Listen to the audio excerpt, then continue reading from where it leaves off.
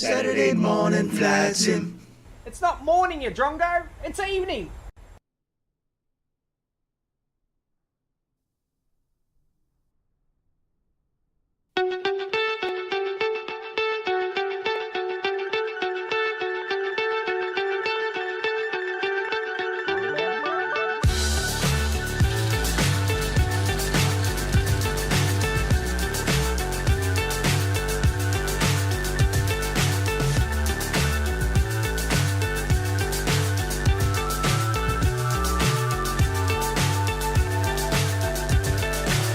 So high I'm hypnotized.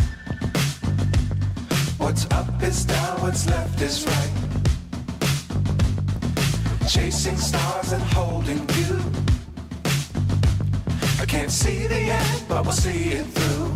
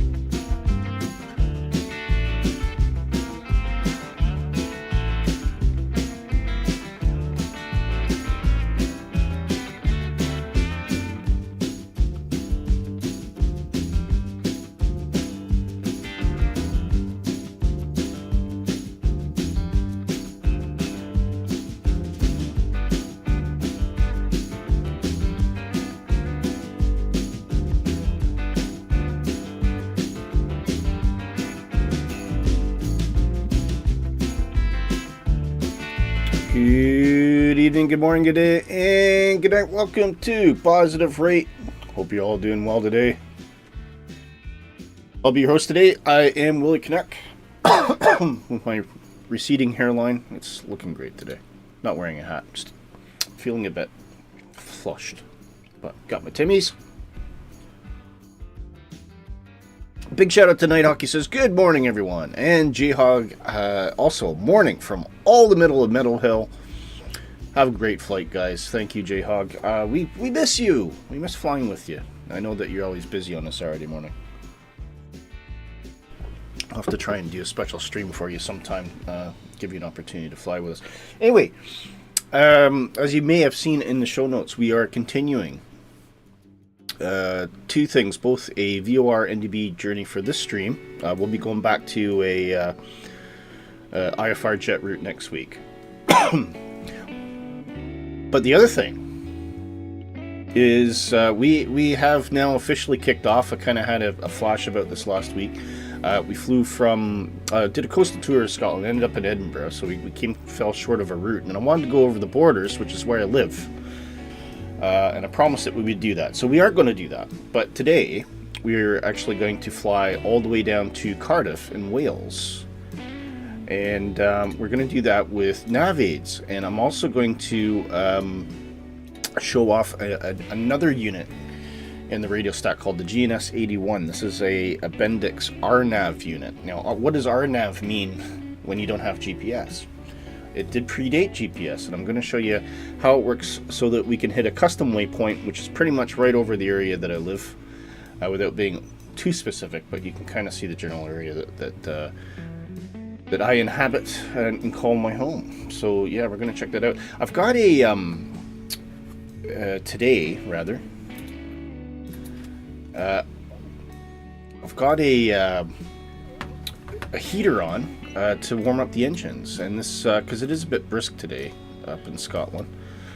Just bringing up the noises here, and you hear some jet noises in the background, but you might hear it whirring. I don't know. It's not important. It's not important. Anyway, we're taking on a full load today as well, so just to kind of go through some things. I got Oop, that's not quite right.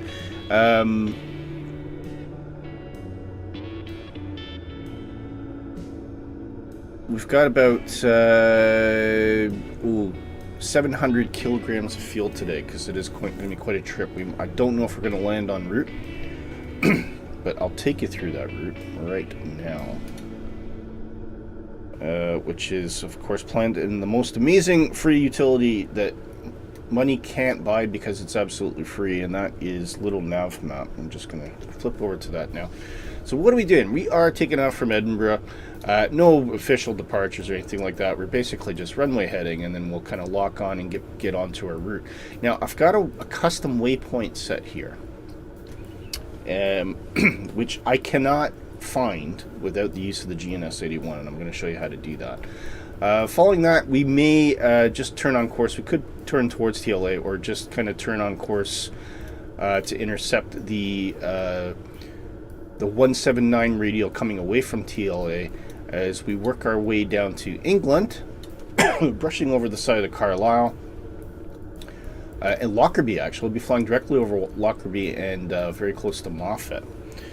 Some beautiful, beautiful scenery in the hills down here as well to look at while we're getting there.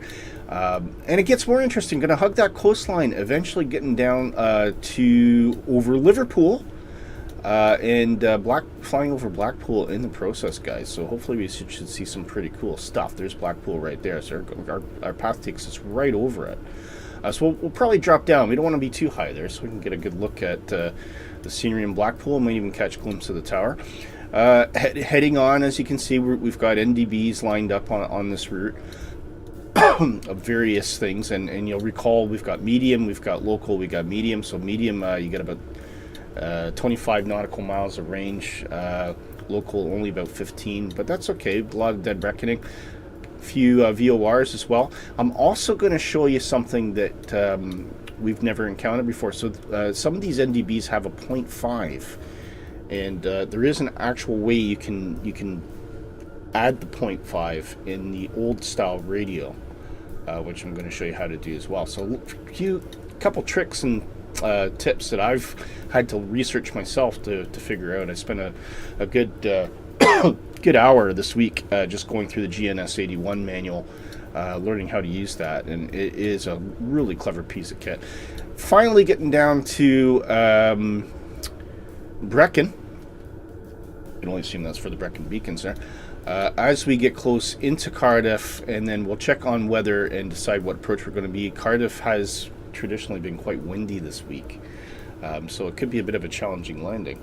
And that's where we're going to end up today, guys. And I've been to this airport as well, in real life on business. Dash 8 through Flybe when it was still going about. And then after that, that's going to be our departure. This is going to be the last time that we're going to be in Britain for a long time, guys. So this is the last flight in Britain for a good long time. Because next week, we're going to be flying... next week. Where are we flying next week? This is when I miss Nick, because he's usually right in there. He's saying, "Oh, I know where you're flying to." Next week we'll be flying to Munich, I believe. No, not Munich.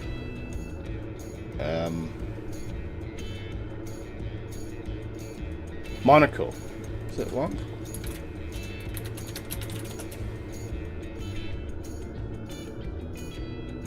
Nice. Was it Nice? Côte d'Azur. Yeah, so that's next week, and they'll be in the 737 as well.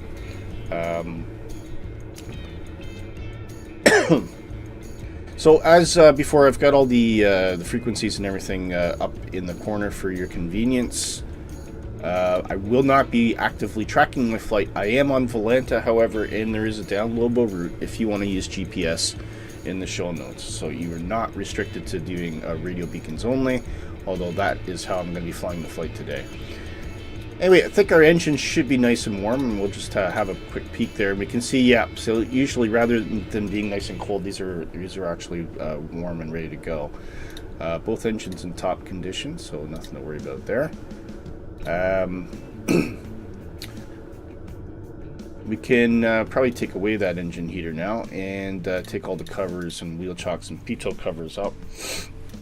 Brakes are, I believe, already set, so that is okay. Anything else I have to do? All our baggage is loaded in, so we'll close that door and we'll close the cabin door. There we go. Tuck that away, and we can bring on our battery master here. Select both batteries. Some master cautions. We're going to open our oil doors and our inertial separator doors as well. Nav can come on, beacon can come on, panel lights. And as before, we'll get these turbines. Beluga! Hey! Jamie's in here. Good morning. How are you doing, sir? Long time no speak. Hope you're doing well, mate. Okay, we'll go with engine 1 first. Ignition to auto. And the starter can come on. You can see the light stem. I love the light stem when the starter kicks in. That's really awesome.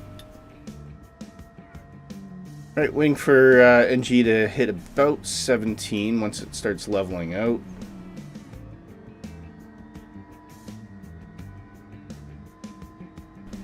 There we go. Bring in fuel.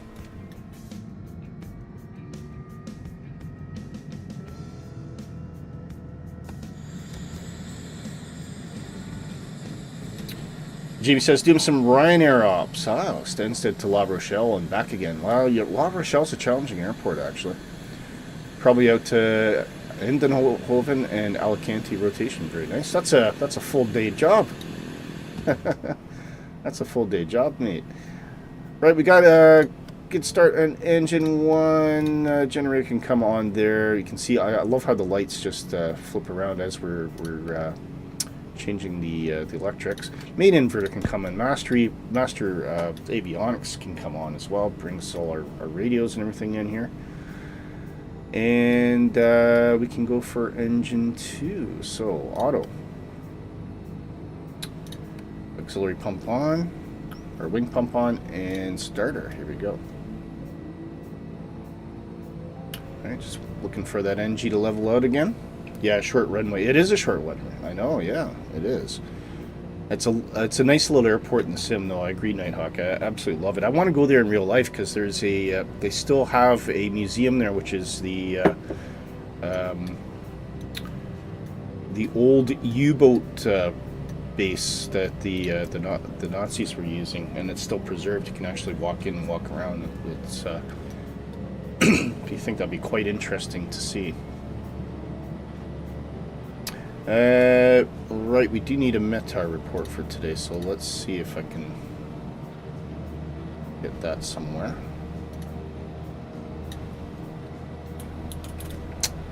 Turn the starter off there.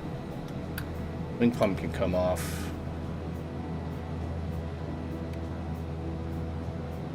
Ignition can come off. Generator can come on. Pitot heat can come on as well. Parking brakes are on. Everything looking good there. I think we're good to go, so hang on. Edinburgh METAR. Oh, that's the weird one.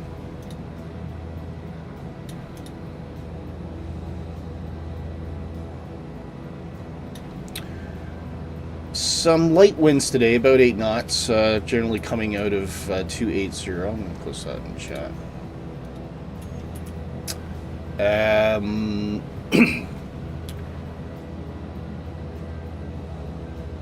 QNH is 1020.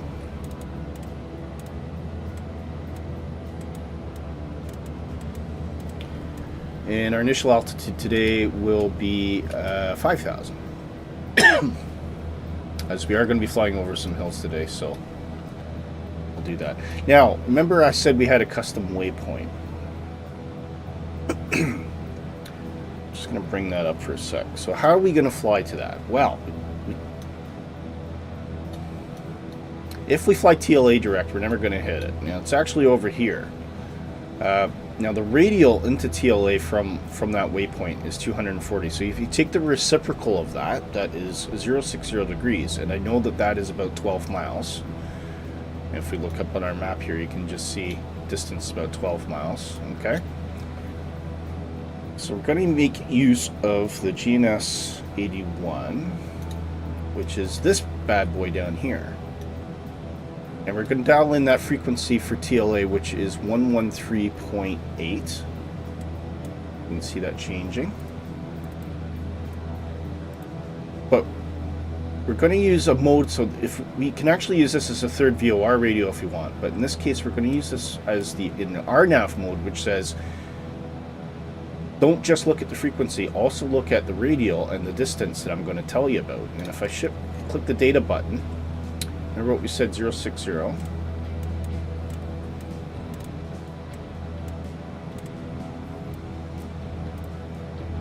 And click data again to get the distance, and I want 12 miles. So what this will do is this will actually plot a virtual VOR at a radial 060 from TLA, 12 miles away.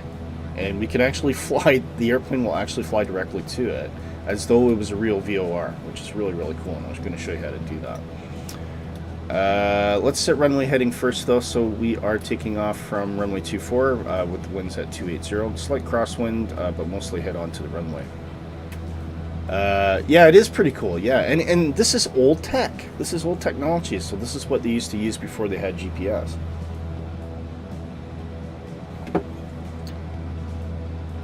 Okay, we got good start on engine 1 and 2. Let's do a little pushback here.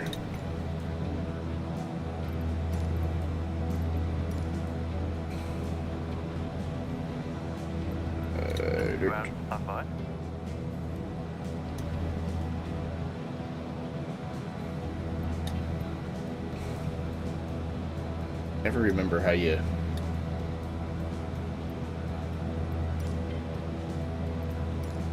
gets there. I think we want to go that way, don't we?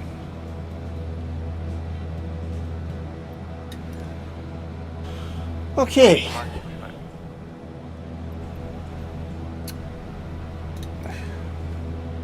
Go. Go ahead. Nose to the right, please, sir.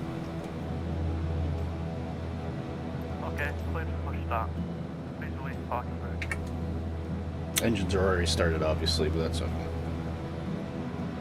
He'll be fine. Push back. You can start the engines in sequence.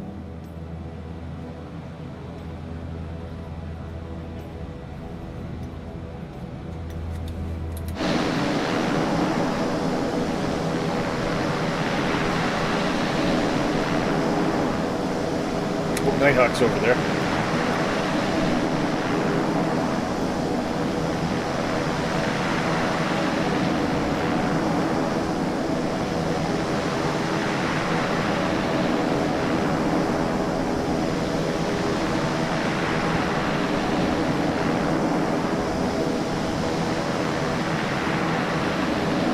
Yeah, I'm all the way down here. Yeah. I thought I'd pick a place that was appropriate for the size of the airplane, but you still get big jets down here, actually. Okay, pushback completed. Please set your parking brake. Parking brakes are set. Okay, sir. Clear to disconnect. Thank you. Okay, just do a quick temperature check down here. So we are about 10 degrees, so we're okay with pitot heated. Don't need any anti-icing necessarily, but we'll keep an eye on that. Is this the V2? What do you mean? This is so the airplane. This is the the V2 version of the airport. No, it's not. I still have to get that. Yeah. I know what the changes are. It doesn't really impact the the actual apron part as much, I don't believe, anyway. Okay, taxi lights can come on, and we'll find our way out the airport here. got stuff in the wrong place.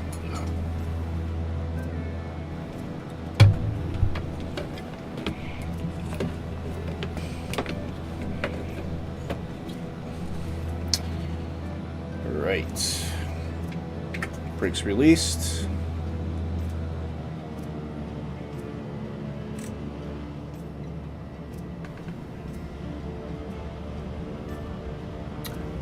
You got V2 a while back because it was cheap on Contrail. Yeah, I'm gonna have to look for that. Yeah, I would actually like to get in touch with the studio too, because I think they do some really good stuff. I'm gonna jump the line here and actually get onto that taxiway. Slight indiscretion, but otherwise we're gonna be here for ages.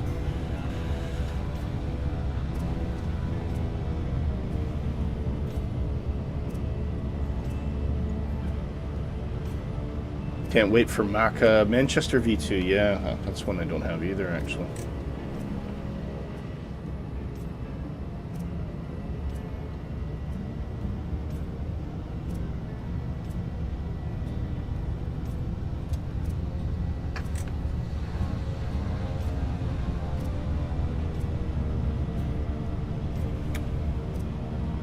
It's hard to keep control of this airplane today for some reason. I don't know what I'm doing. Come on.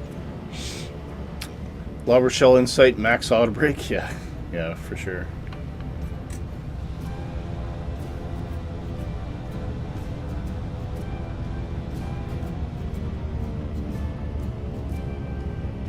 Definitely feel the wind pushing the plane anyway.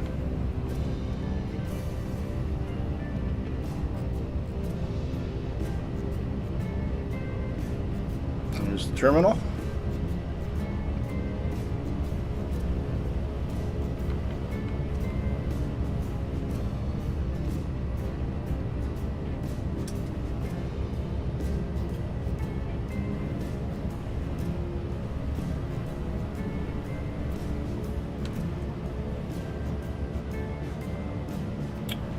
Definitely getting some big jets flying here these days. There was a Air Canada, actually, an Airbus 330 diverted from, it's flying to Toronto from Frankfurt, and was diverted to Edinburgh yesterday for a medical emergency, so they had to land at Edinburgh.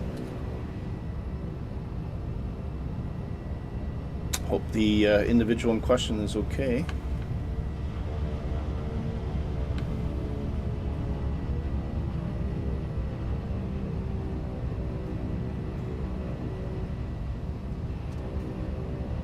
Taxiway there. Always get a little bit lost when I come out from the side of the airport. I think this is right. Yeah.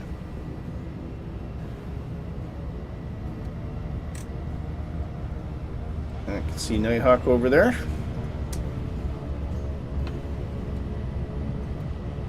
And we got another great nickname on here. Wingnut 3417. Lots of great news today as well, courtesy of our new news correspondent. You'll have seen the show credits opener there that Nighthawk is officially now our news correspondent. Did a fantastic job of finding some really, really good news stories for today. A lot of exciting stuff. And sorry, Jamie, I missed it. It's your birthday last week. Yeah, you're doing some more in real life flying. Awesome, mate. Happy birthday to you. Before October school holidays when you're going to Alicante. Very nice. Next month, a lot of flying. Good. They said your friend recently did Edinburgh to Venice. They went from the second terminal. I've only been in the main one. Is there a second terminal? Don't know. Okay, we got a traffic up in front of us, so we'll just park. Oh, he's disappeared. Okay. I'll just hold station there for a sec. Take a quick look around.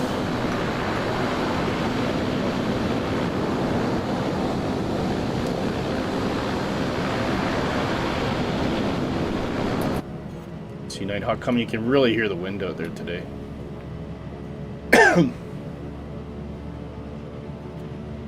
Alright. Well, I don't know if he's going to move, but anyway. Okay, before we do anything, strobes can come on. Beacon and recognition lights can come on. We need landing lights. And because it's a little bit overcast today, you can actually see the lights today, which is cool. It's really hard to see those during the day usually. I'll make sure our pitch trim's on as well.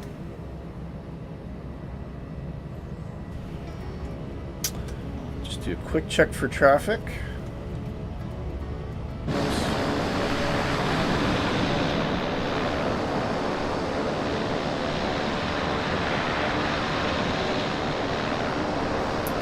I think we do actually have traffic inbound here, so we'll just hold. Just for a second.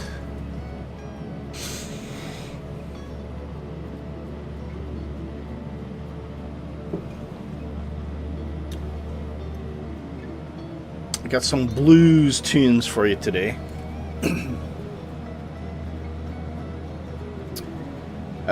Remember our initial course I think is at 154, so let's get that dialed in.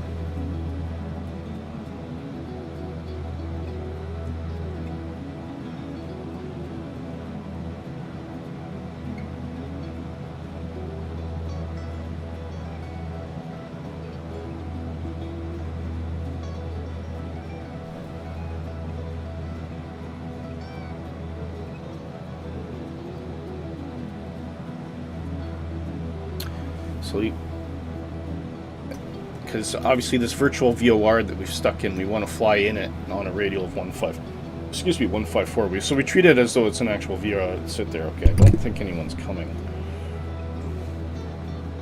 Okay, that's fine. Brakes off.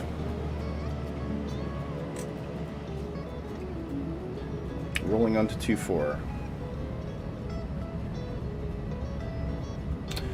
So as mentioned before, runway heading, gradual climb up to 5,000 feet. We'll get the RNAV and everything booted up. And jump to our first custom waypoint, which is basically the area, the home area that I live. Go, feet on the brakes, just gonna bring it, slowly bring up our engines. Looking for about 1900 or so here. That's good. Release that. Don't want to go too high, otherwise you'll cause damage to the engine. A little bit of crosswind to play with.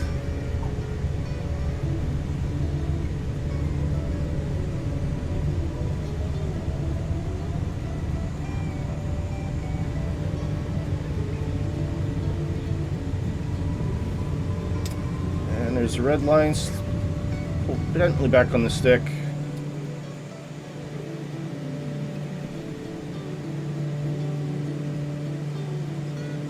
Up we go. Positive rate gear up. We are feeling the weight of all that fuel and some extra passengers today as well. You can definitely feel the airplane feeling a bit more sluggish. Hopefully it's not as dark as we get south, because it's really, really dismal here today.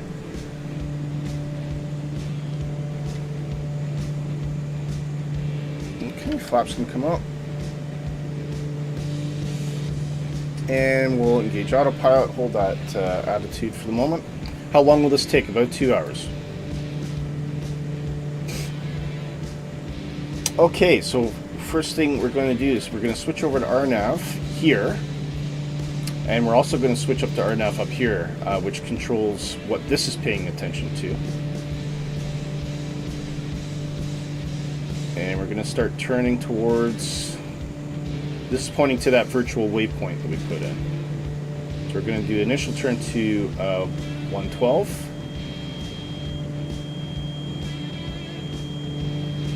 Gotta watch your speed here, getting a bit low.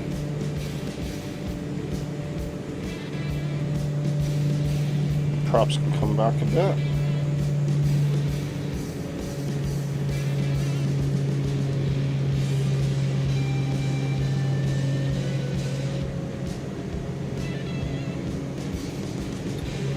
And once that locks on,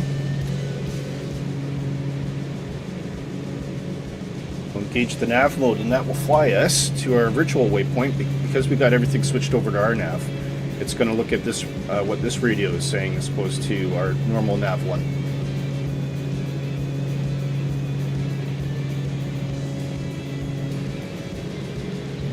So I might hold it about 3,000.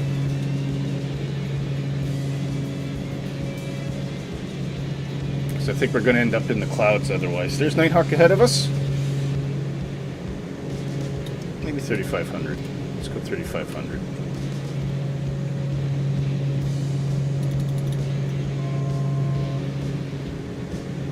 Okay. Just about on course there, so almost ready to hit the nav.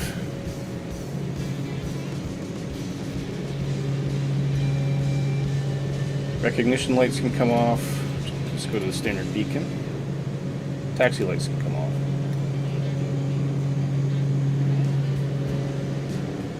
Oh, Nighthawk's just buzzing around. Look at him ripping around the place. And you're going to see some hills here. You're going to see some beautiful area. Okay, just about on our radial, 154 radial. So we'll engage the nav. The GNS... Or the KNS 81, the GNS, not the GNS. The KNS 81 now has control of the plane. We're getting a little bit hot in speed here, so we'll pull that speed back.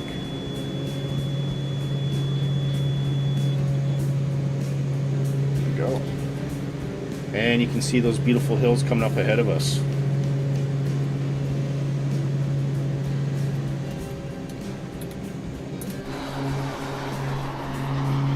Make sure you get a nice good look at this. It's really cool.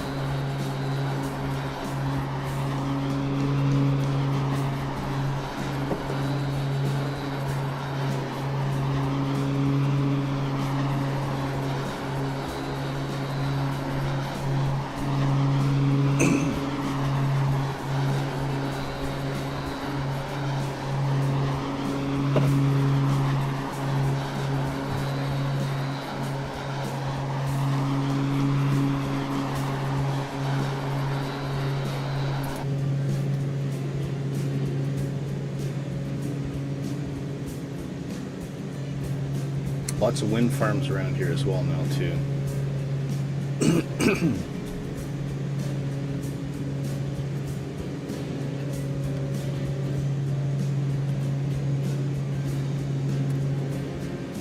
Okay. So this is we've left Edinburgh. We're now in the Midlothian area.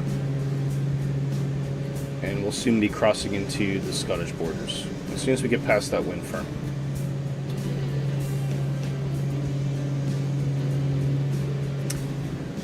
Also got a handy little thing here. So whatever we've dialed in here, we can also track.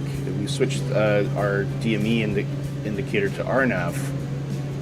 That is now telling us exactly where we are. So we're going relative to our waypoint, 200 knots, and we're closing just under 12 miles. 3 minutes we're going to intercept that. So in 3 minutes we'll be over my my home area.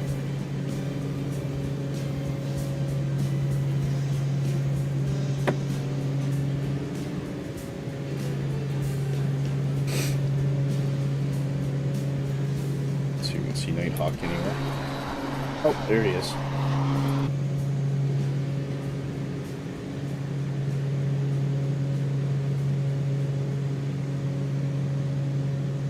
Once we clear this, we'll climb to a cruising altitude today of about 16,000, I think.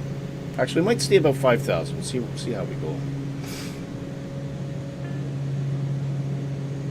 Look at all those windmills.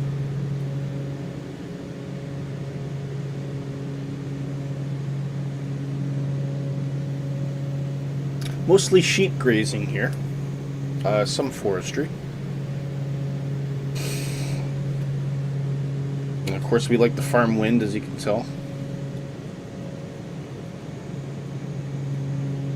And we're currently 7 miles away, 2 minutes.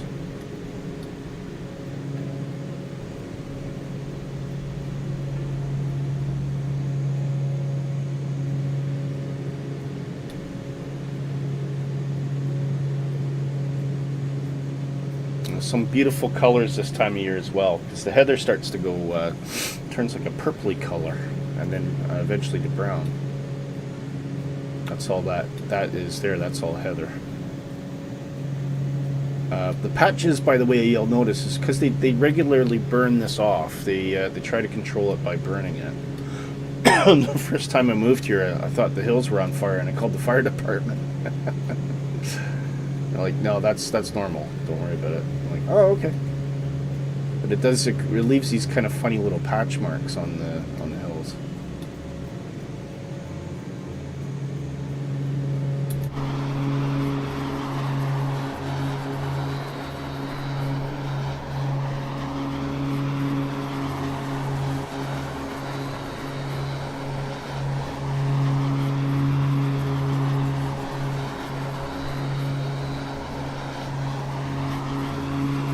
Should see a golf course down there somewhere.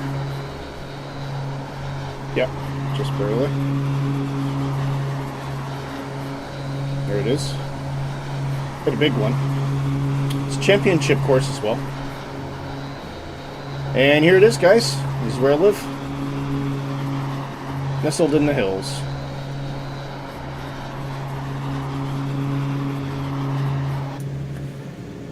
Hope you enjoyed that. I don't think I've ever overflown my area in stream before, but anyway, don't tell anybody. Okay, as mentioned, we're going to now switch to our final radio. So I'm going to skip out this one where we're going to fly to TLA. It's only 12 miles away. So what we want to do though is we're going to dial in 113.8 on our NAV1 radio.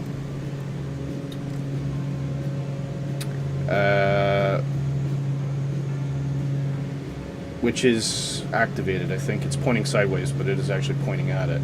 But we're going to intercept the 279 radial. So what I'm going to do is I'm going to switch this heading mode. And we're going to flip that. Ooh, about... Yeah, let's go 210. I'm going to flip this now back to our nav. There, and you can see that radial is now showing up. And we're not on autopilot yet, but I'll put this back to VLOC. So that says you can now ignore the KNS 81 and now pay attention to what's dialed into NAV1.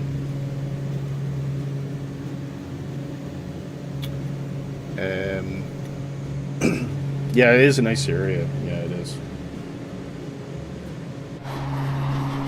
Very popular for downhill biking now, or just general trek biking, trek endurance riding and all that kind of stuff.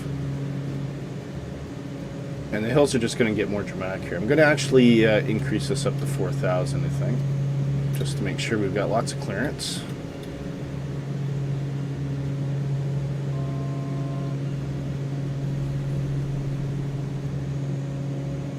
And we should, once we intercept this radial, we'll overfly Moffat, which is a town to the south, and we'll also overfly Carlisle off to, or Lockerbie. No, we're going to fly over Lockerbie, which is a major junction actually for trains.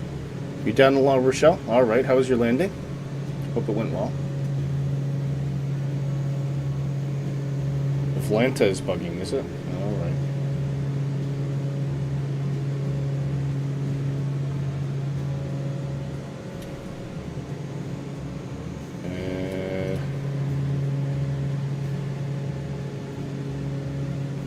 Okay, still not quite on that radial yet. Mind you, what course was it?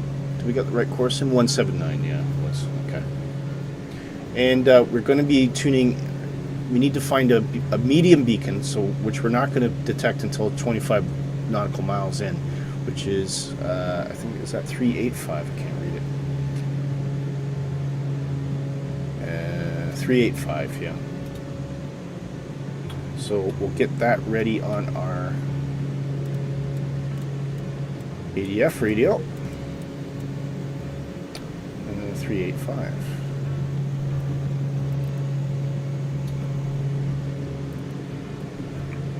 There we go. And we'll switch that over to ADF so that when we are picking up that beacon, the green arrow will come alive and point towards it, hopefully.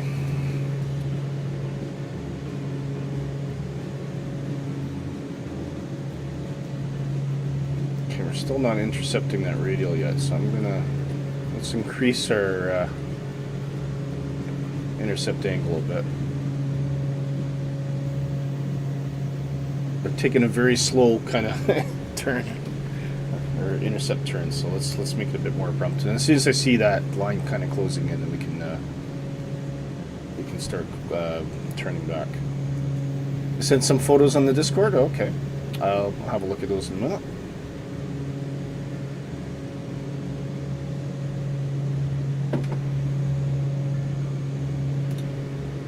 This is the thing with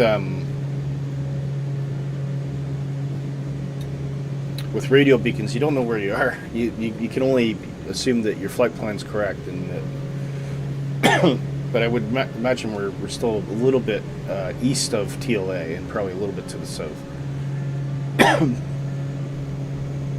Which is probably why we're not closing in on that radial as quick as I thought we might.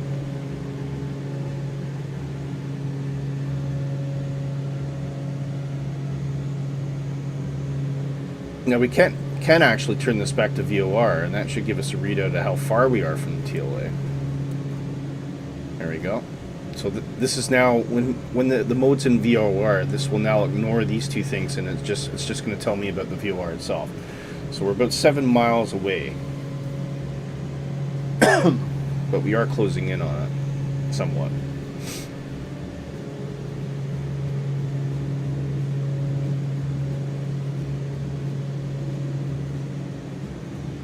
Okay, we can see that radial's closing in, so I'll engage the nav mode.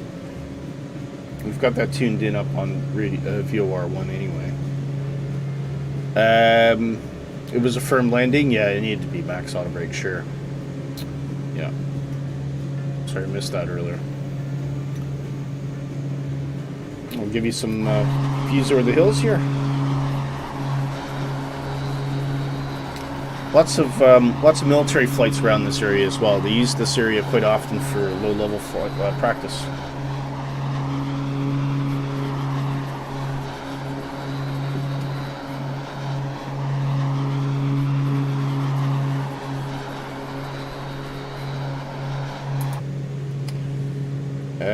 I'm just going to step away for 1 sec, guys. I'll be right back.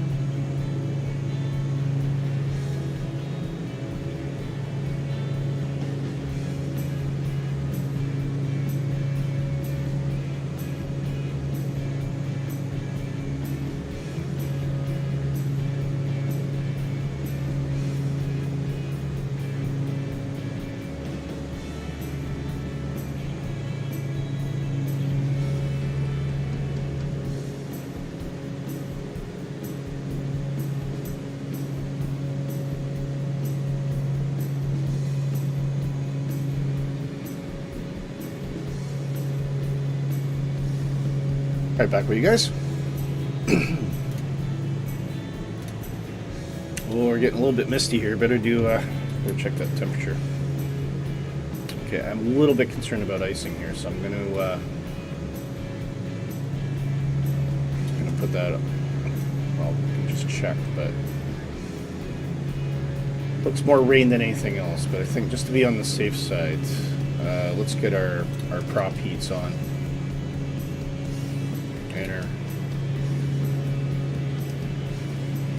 Leave off our windshield de-ice unless we see something appearing on it. Yep, there's some bit of rain. Oh, it's awful out here, isn't it? Should clear up when we get past it, I would think.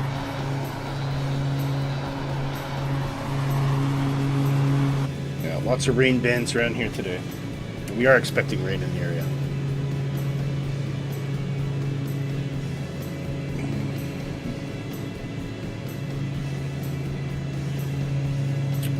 we'll turn the heat on. 2 degrees might be a bit on the cold side for our passengers.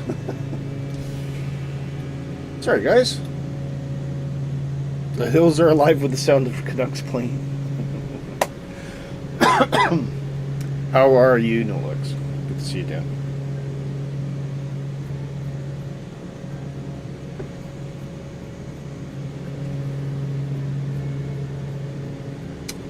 The one thing I do love about this area, though, even when the weather's quite poorly, it still looks very beautiful.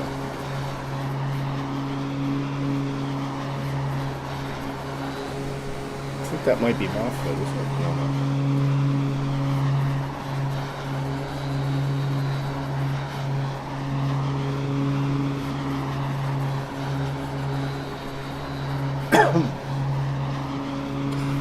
Still got this horrible lingering cough.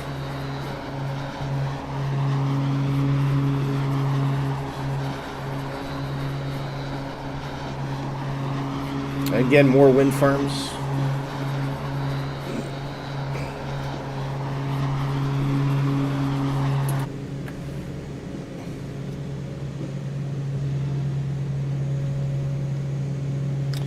Well, we've been in the soup long enough, guys. I think I'm going to increase our altitude here. Let's go up to, let's try 10,000 feet.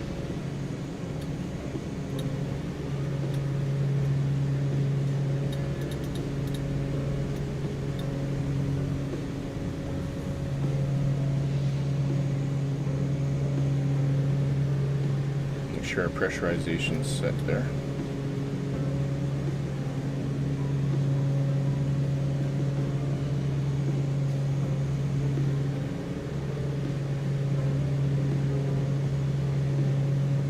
Go. And if we want our true air speed, we need to set that in here as well. So currently the temperature, what is it? It's about 0. Let's probably be about -5, I'd imagine, by the time we get up there. So let's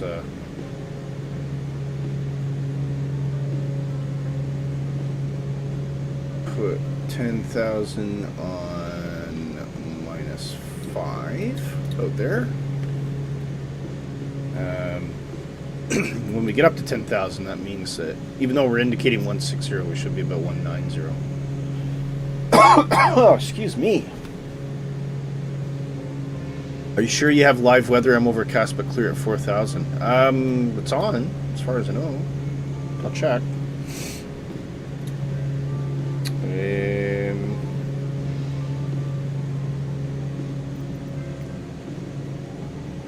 Yeah, live weather. Funny that we'd be picking up different weather. Don't know. Whereabouts are you, Nighthawk, anyway?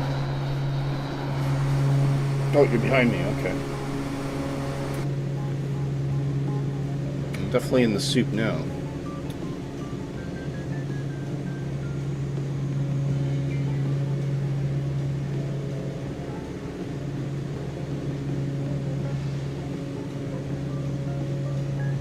Getting a little bit warmer in here. Yeah, we're up to 10 degrees now. Still a bit chilly, but they'll continue to improve.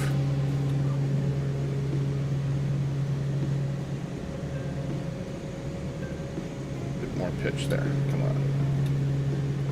I want to be about 1,000 feet per minute. And we'll get our heading bug set to the nose.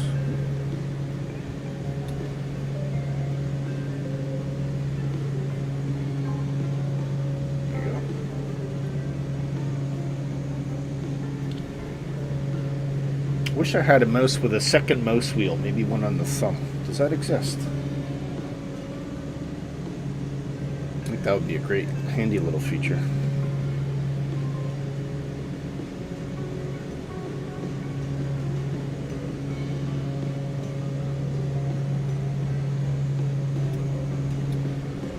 $6,000. I'm starting to see a little break in the clouds there. If we're still overcast at Blackpool, I'm going to turn the weather off just so we can see it.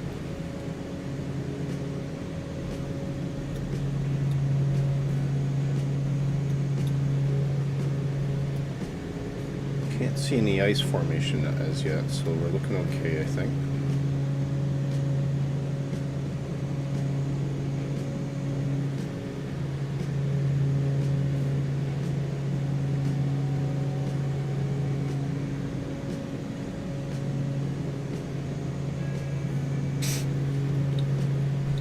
And we got some news to talk about as well. So once we, I think once we get up to 10,000,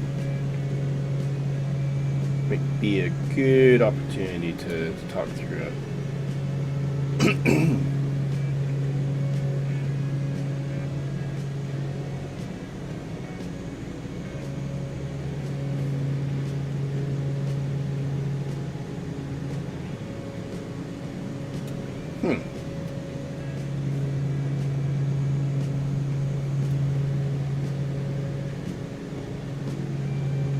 I'm starting to feel like I'm off course. Why?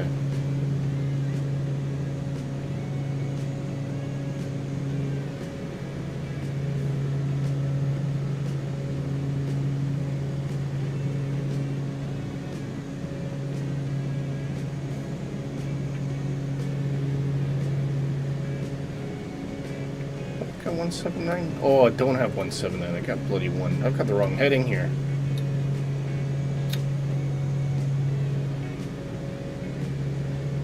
Willy, come on, man.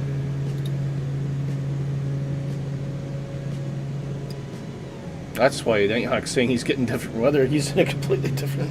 He's probably flying the route properly. Alright, so this should be... I had it pointed at 1.5. I must have saw that 1.8. It's I should be pointing here. So way, way off course. I gotta look at these with closer scrutiny. I knew what the heading was, I just hadn't dialed it in properly. Pilot Stud, good morning! How are you, Brandon? How are you doing, sir?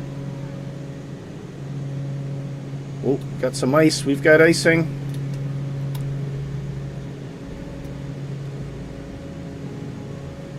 First time I've seen icing on this plane, actually. Windshield heat's now on.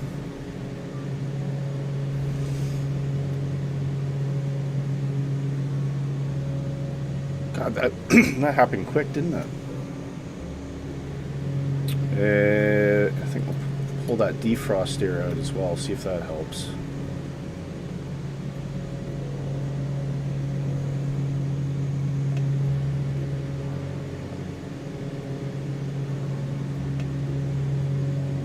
Just trigger that boot, make sure we don't have any ice in the wing.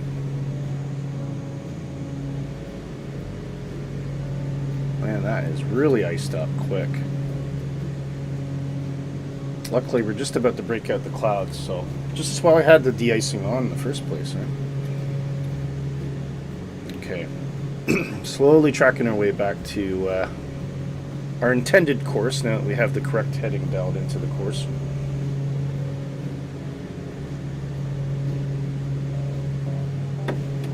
So what's new with you, Brendan? How are things, mate?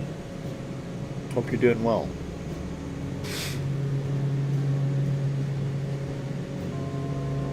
Okay, approaching 10,000. Might take it up to, I think we might go up to 12 actually.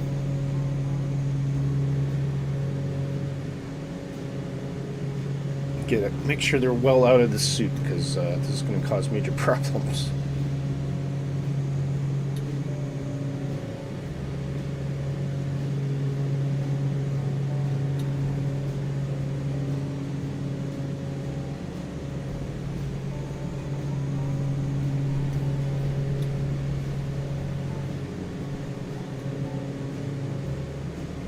There we go.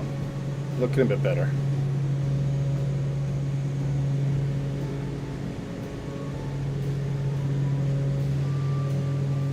Oil temperature is getting a bit on the low side there, so I think I'm going to close those doors. Leave the inertial separators on just a little bit longer until we get out of the clouds.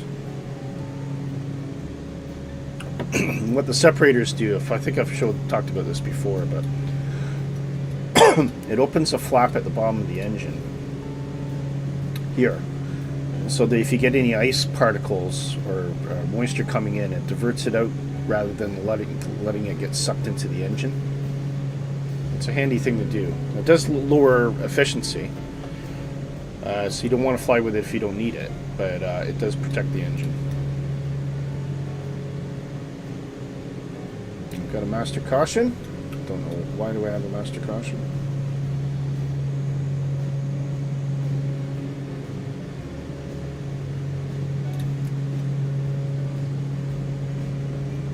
Well, the temperature is coming up now, I can see that. I'll keep an eye on it. Outside air temperature now minus 10 degrees.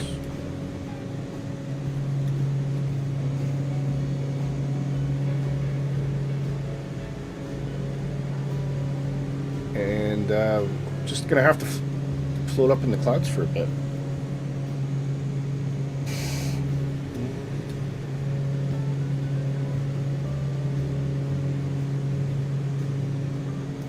Okay, I think prop P can probably come off.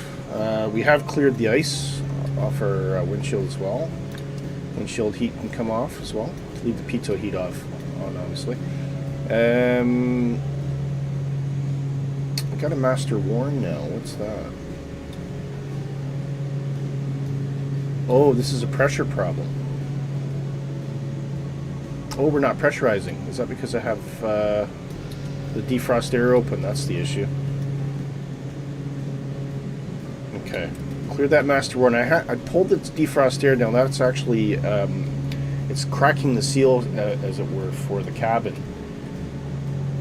So that could cause problems. So we'll see if that's going to fix things for us. Hopefully it will.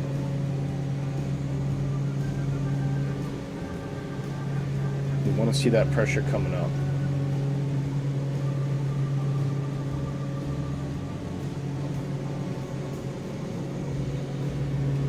We are technically still at a breathable height.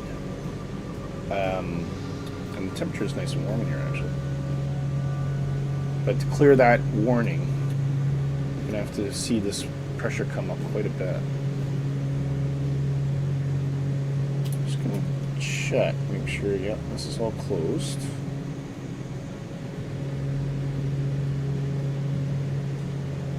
Don't really see that needle moving too much, do you? Oh, there it is. Here we go. See that pressure. I think part of the problem too is we're running a bit slow. That's another problem. If you're climbing and you're not getting enough speed, the cabin is unable to create the type of pressure that you need.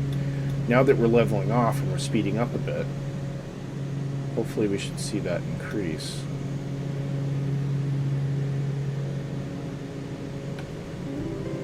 Just give a bit more juice to the engines here.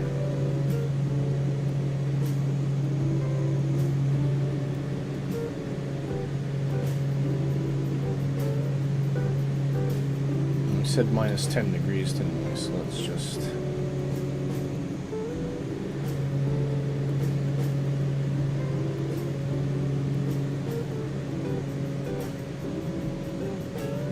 I don't know. I don't know.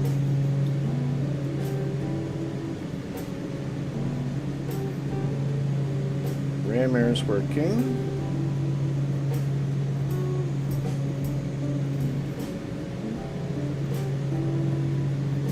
So we're out of O2, I think. No, we've got full oxygen.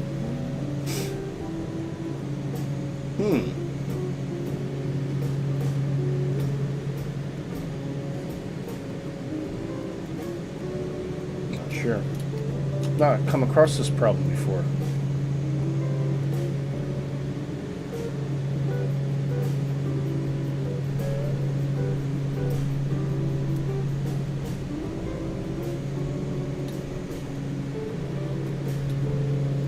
Very strange.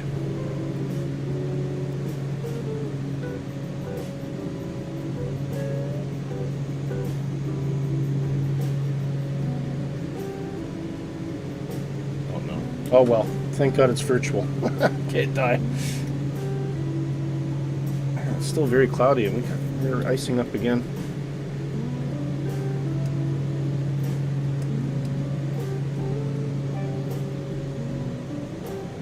Not doing very well today, are we?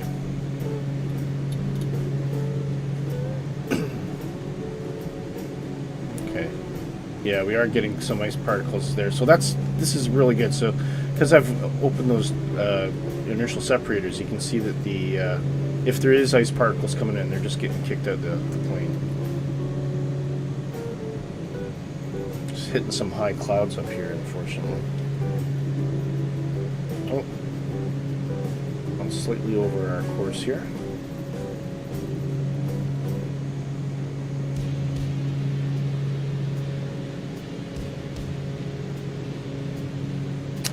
Year 4 on 4, the GTN 750 does not seem to be able to tune in NDBs. Oh, right, okay. GTN 750. There should be a separate... Do you not have a separate NDB radio altogether, though? I don't think you tune NDBs on the GTN 759 Hawk. There should be a separate radio. You should have something that looks like this.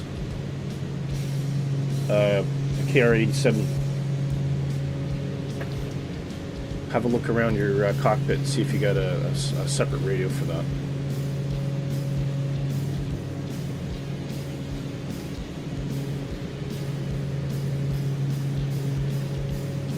At least I don't recall tuning NDBs on a GTN 750. Mrs. Tippy, how are you? Good morning, she says. Good morning, Mrs. So nice to see you.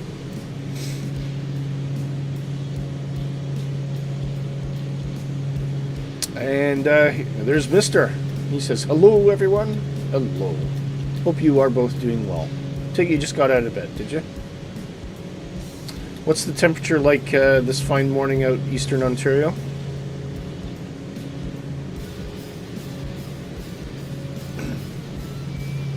How am I feeling? I still have a lingering cough, but apart from that, I'm generally okay. It's a right pain in the butt. This thing that's been going around. Everybody's been having it. Okay, I'm going to engage nav mode here to see if the airplane will track for us. And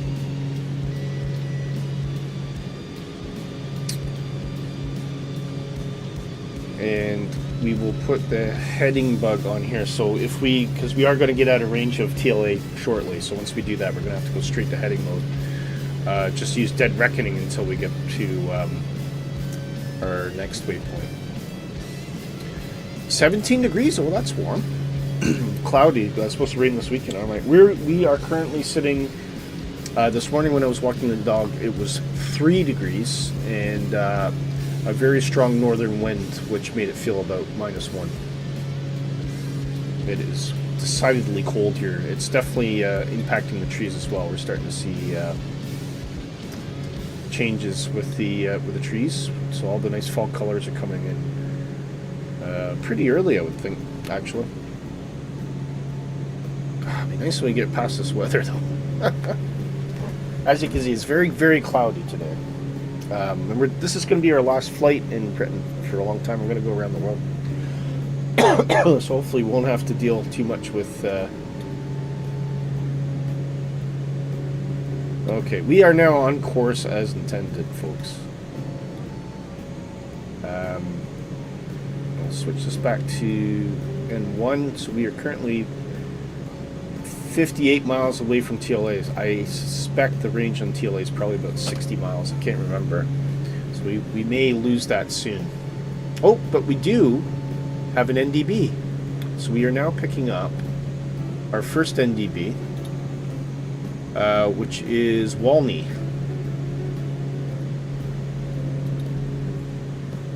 So things are starting to take shape again, luckily.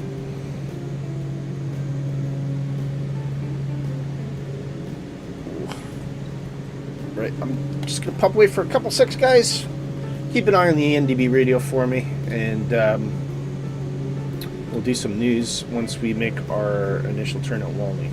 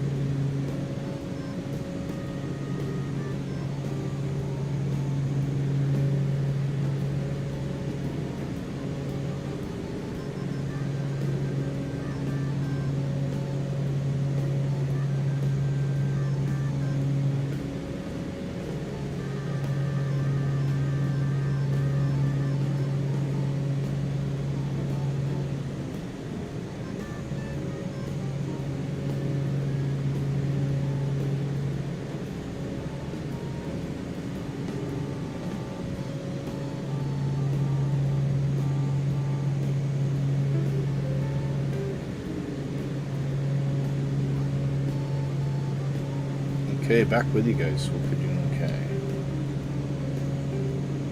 Alright. Unfortunately, we don't have any DME from Walney. We are still picking up TLA. And we're 68 miles. So that's a good strong little beacon, that, isn't it?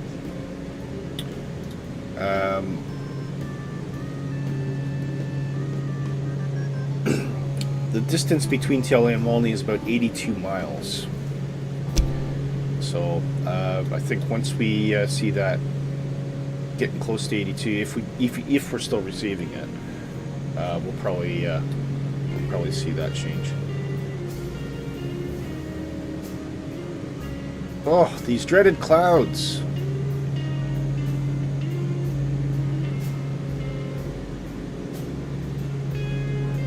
A little bit of pressurization. Oh, so we have pressurization is starting to correct a bit, thank goodness.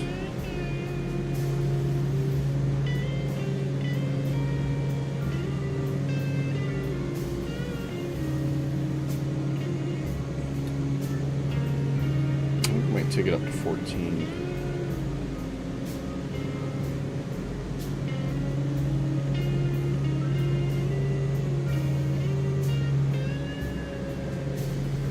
Should have a true airspeed of approximately 220 knots, but not accounting for wind. Well, starting to see a little bit of coastline down there. Could it possibly be clearing up?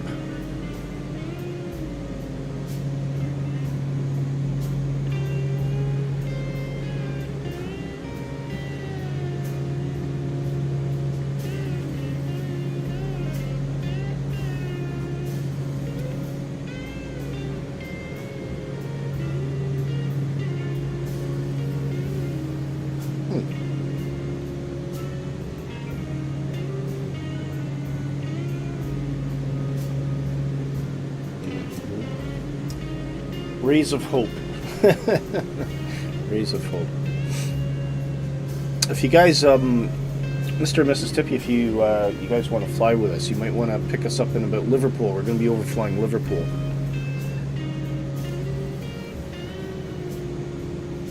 I can show you the route as well. So we're currently flying towards Walney, so we're probably up here somewhere. We're then going to overfly Liverpool and Blackpool, which is about there. Actually, we'll drop to 5,000 feet for that. And then we're heading all the way down to Cardiff. And this will be our last flight in Britain for a while. Okay, we are overflying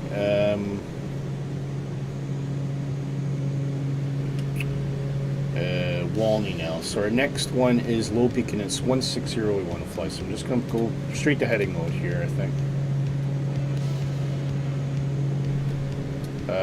Sorry, 160. Wrong way. 15160.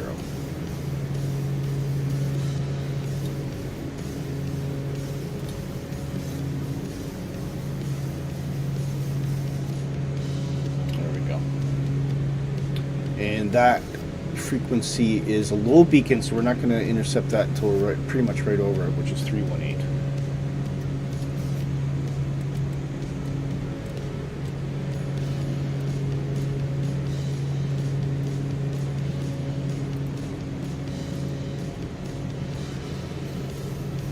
Yeah, as I suspected, we can't see that yet. Unfortunately, we won't be able to join in the flight today. We have to get ready shortly to head into Toronto. Ooh, the big smoke. What are you doing in Toronto today?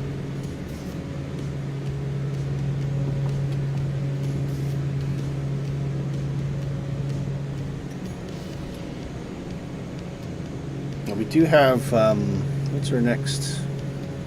11595. We probably won't be picking that up yet, but I'll get that dialed in.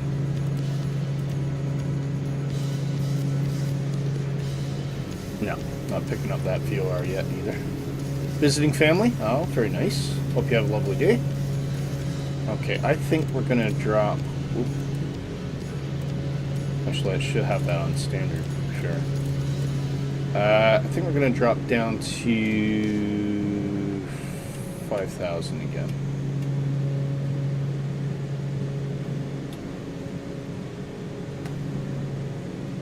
And we'll take off a little bit of power.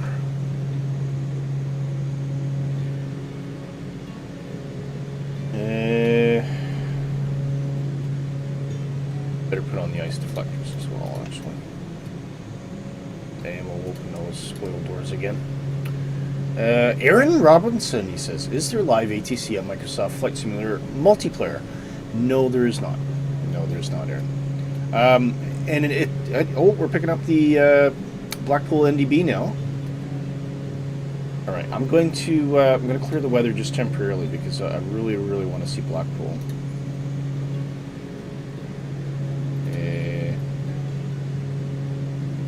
Let's go a few clouds. See what we can see. Probably drop a little bit quicker.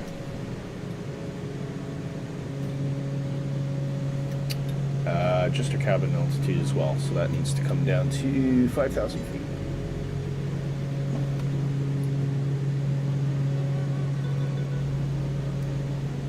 No, can't go below that. I think I've set this wrong. I've set this right. I should be looking at the top one here. No wonder we're getting problems with pressurization. Well, I think anyway. I don't know. Yeah, I think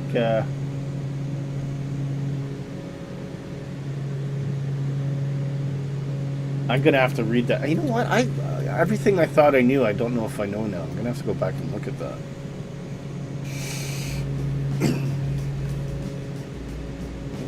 Okay, let's see if we can see Blackpool. I suspect that might be it.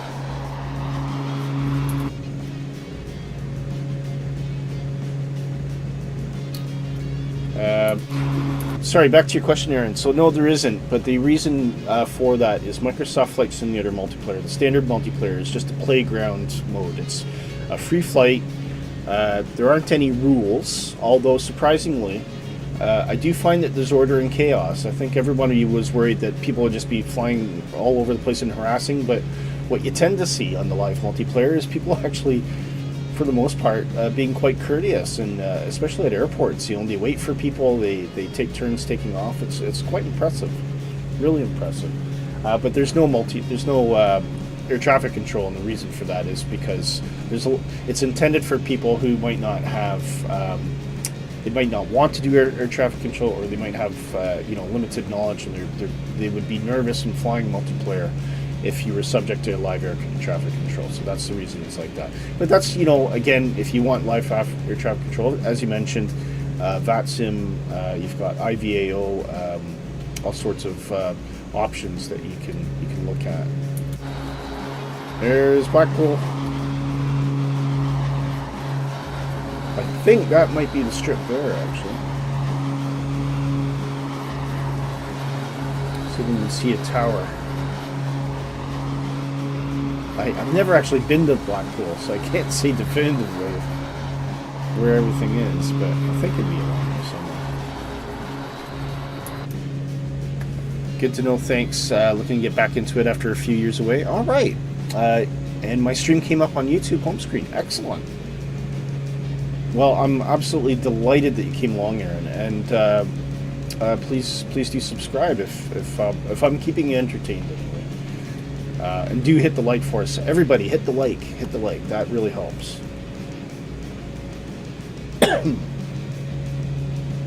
Okay, we are starting to overfly Blackpool, so that is definitely... I can't really see the tower. I don't know if it's modeled. And there's Blackpool Airport, actually. Never even occurred to me that Blackpool would have an airport. So we are overflying that beacon. So our next heading now is a medium beacon, which is course 158.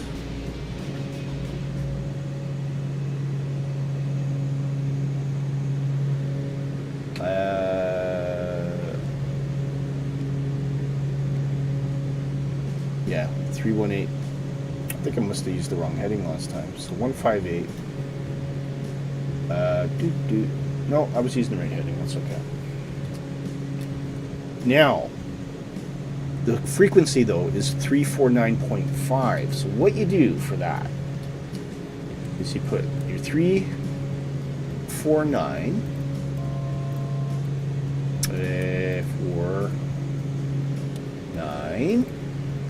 and then what you do is you just give a wee tap on the power button, and that gives you this dot. That dot basically means 0.5. So once I switch that over, you'll see that dot is translated into the active frequency as well. That indicates 349.5, and that's how you do that on the ADF radio. And I did not know that until this week, because I saw the 3945 and I was dialing it in to try it out, and it wasn't working. I'm like, how do you do that actually? So I had to go and look it up, and sure enough, there you go. Right, we're just about 5,000 feet. I'm just going to put a little bit more power back. And there we go. We're picking up that beacon, so I'm going to start turning right towards it. A little bit of drift. Because what we can't tell right now is what the winds are doing. We're still too far away from that VOR, which is our next waypoint, 11595. And just double check that's what we've got in. Yes, we do. And actually, I'll put in the next one after that, which is Brecon, I think, 11745. We'll do that in NAV2.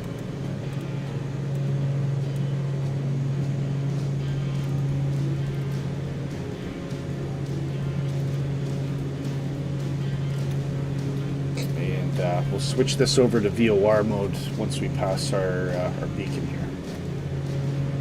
here. Course heading, though, we can get ready for. So when we pass this NDB, which is, I believe it's Liverpool, we're going to turn out a heading of 201. So that's 19020, 201 will be there. And once we start picking up that beacon, then we'll be able to go back to nav mode again. We'll just take a look, see what we can see down there.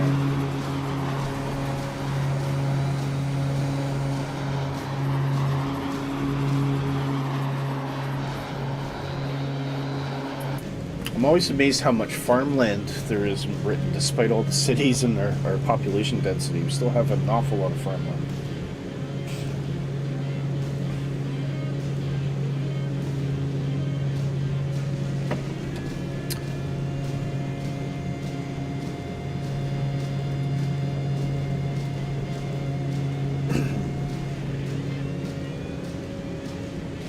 Okay, I think right after this next turn, we'll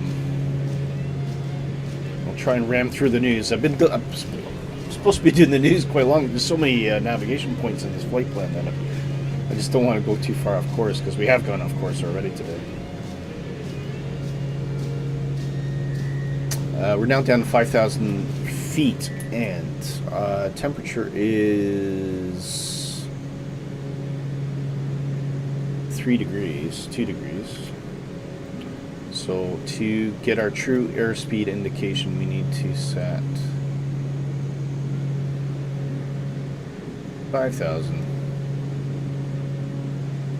which is that line there. And we want to put that roughly where 2 degrees is, which would be about there. So we're indicating a 180 just over. Our actual true airspeed would probably be at 195.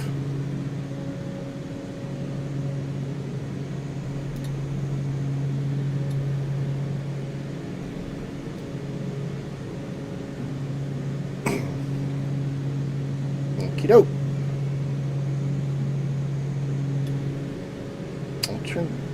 Dare we turn the live weather back on? I don't know. Oh, it's not too bad.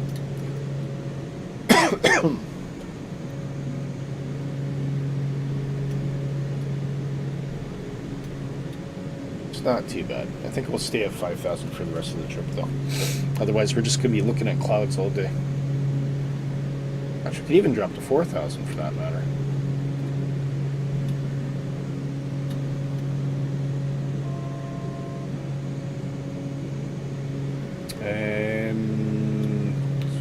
adjustment here.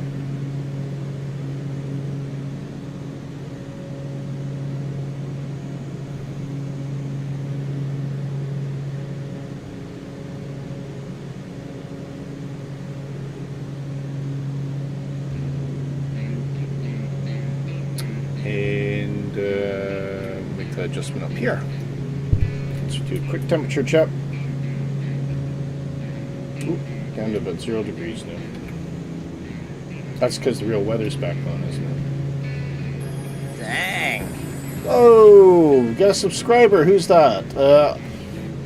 Alejandro London. Oh, I love the name. Has just subscribed to Positive Ray. Thank you so much, Alejandro. I really appreciate that. Please do join our Discord as well and become part of the family. We'd love to see you. And yes, Jamie, are you still with us? I know we still have to look at photo pictures that you sent. Right, sorry, I'm just going to adjust 4,000 in there. As you can see, the true airspeed's getting closer to our indicated now.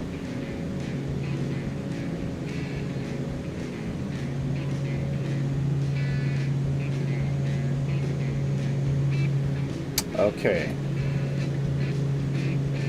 Yeah, I know we're almost at 4,000. That's fine. Still not picking up that VOR yet, but we are tracking Liverpool. So continue flight. And actually, if I look ahead, it looks like there's an old power generation site down there. I always think they look so creepy, those old power stations. It's like something out of like an old Soviet horror movie or something like that, isn't it?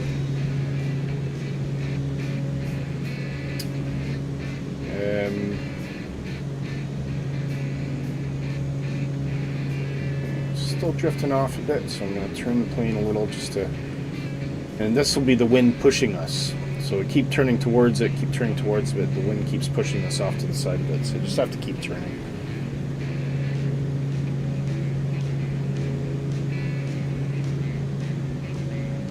Although we could be getting ready to overfly it, and that might be the reason.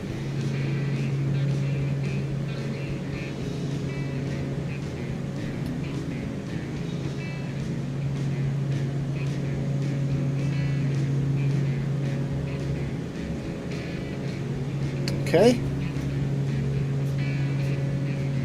So just going back to our flight plan here. So we are approximately here.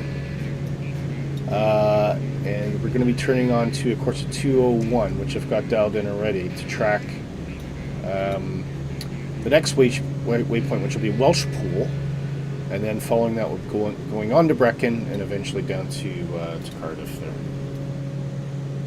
We currently aren't picking up Welsh Pool VOR though, because as you do, oh wait a minute, we probably are because I don't have that switched to. Oh no, sorry. Yes, I'm correct. We're not picking up Welsh Pool yet, which is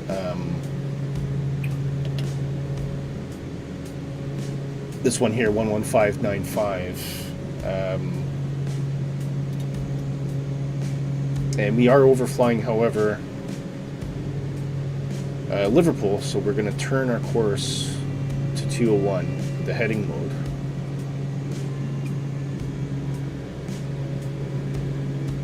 This will be our dead, so we're dead reckoning now towards Welsh Pool. I do have an asterisk beside that, I can't remember why.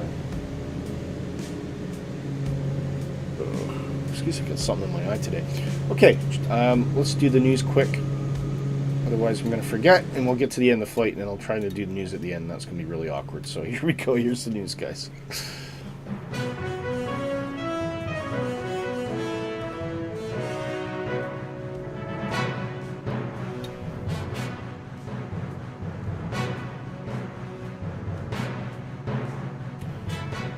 Yeah, lots to talk about today, I'll tell you.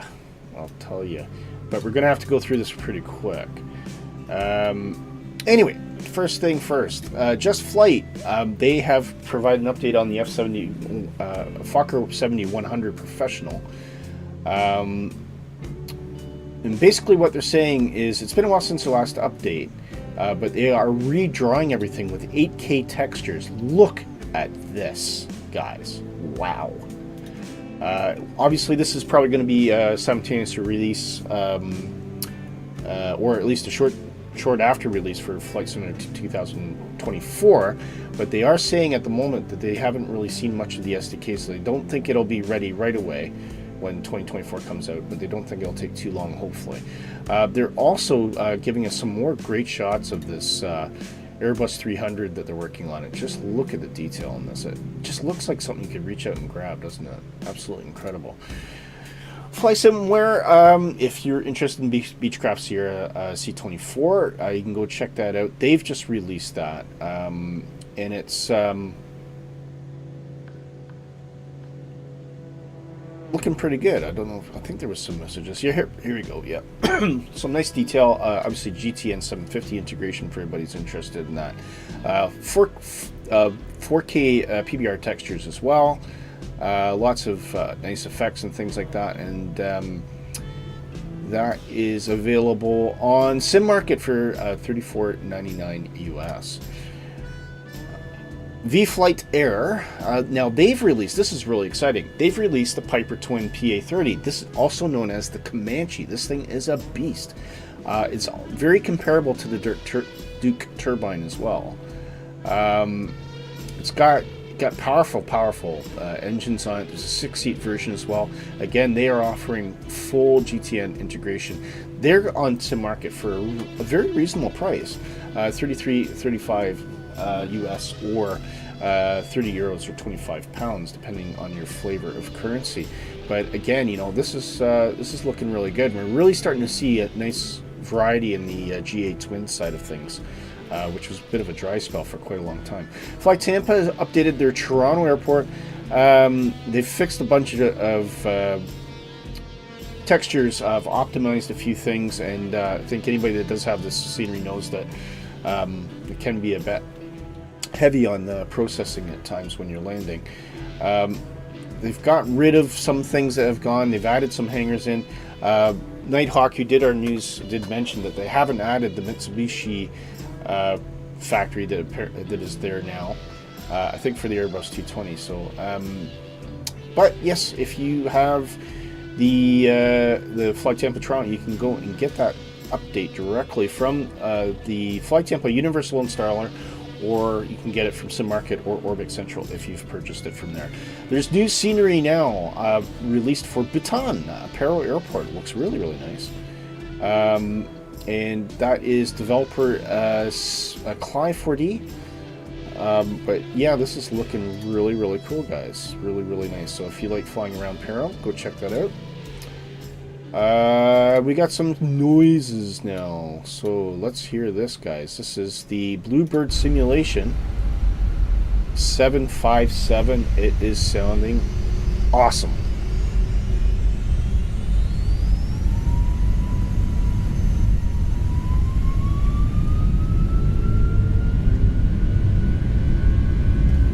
Yeah, love it.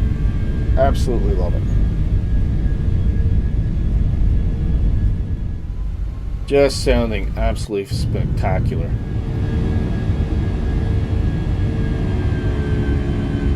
Oh, ho, ho. Oh, ho, ho, ho. Whoops, sorry, I hit the mic there. Oh, so excited.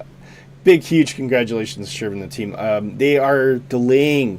Bluebird will not be coming out this year. They really want to focus on quality. They want it to be 100% correct. And they're really putting their heart and soul to make sure that day one, when this does release, it's going to be an absolutely amazing product. So, yeah, we really can't wait for that, and we're so happy for Shervin and their team and all the hard work that they're doing. Famous Flyer, long awaited. The Boeing 707 is now available in the marketplace for Microsoft Flight Simulator.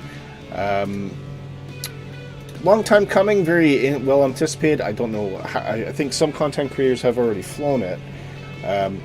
Sorry, Nighthawk says the Mitsubishi Bombardier factory is beside the FedEx building and will be CRJ. All right, okay. And Flight Designs, hey, how's it going there? How you doing, Dark? Great to see you, mate. But yeah, looks good fun. You like vintage airplanes, I'm sure it'd be a nice diversion. Can't comment on how authentic it is, but it's looking pretty nice. And if you want a 707, this might be the fix that you're looking for.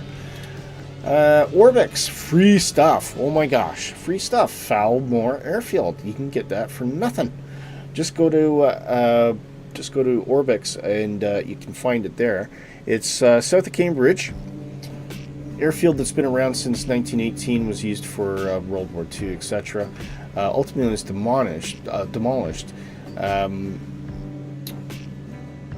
What else can we say about Falmore? Anyway, it is, yeah, so it's just a heritage airfield. I expect it's used for GA and all that kind of thing. And you can go check that out. Completely free.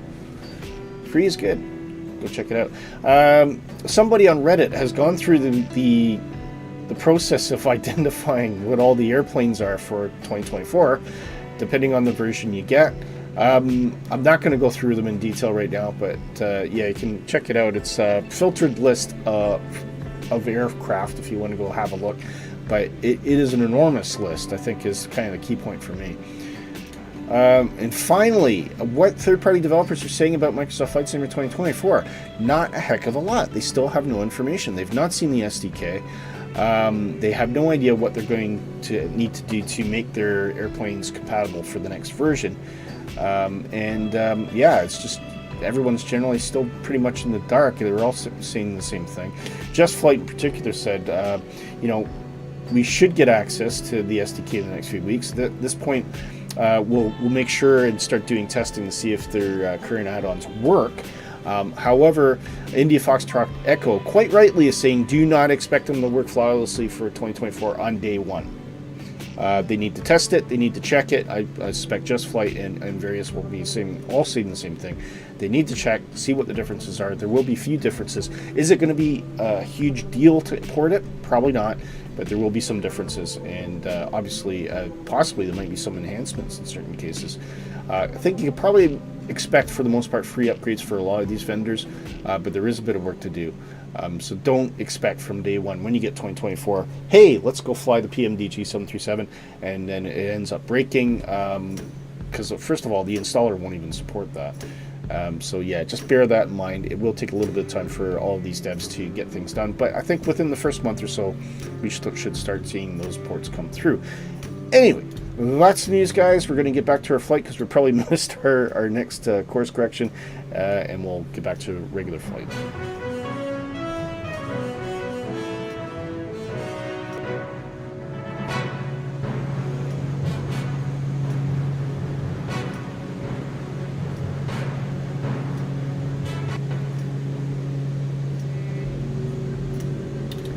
Okay, where are we?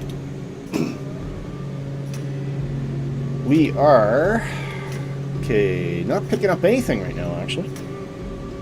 Just getting a little bit scary. I wonder if we're still that far away, if we missed everything. Tippy says 707 is pretty much nothing but hate. Even Yor pointed out how bad it is. Oh dear, what a shame. Yeah, you know, I don't know why they put work into these things if they're not going to try and do a half-decent job. Flight Design says there's a reason why devs don't have the SDK yet. They force you to buy Microsoft Sobo if you want it day one stuff, yeah.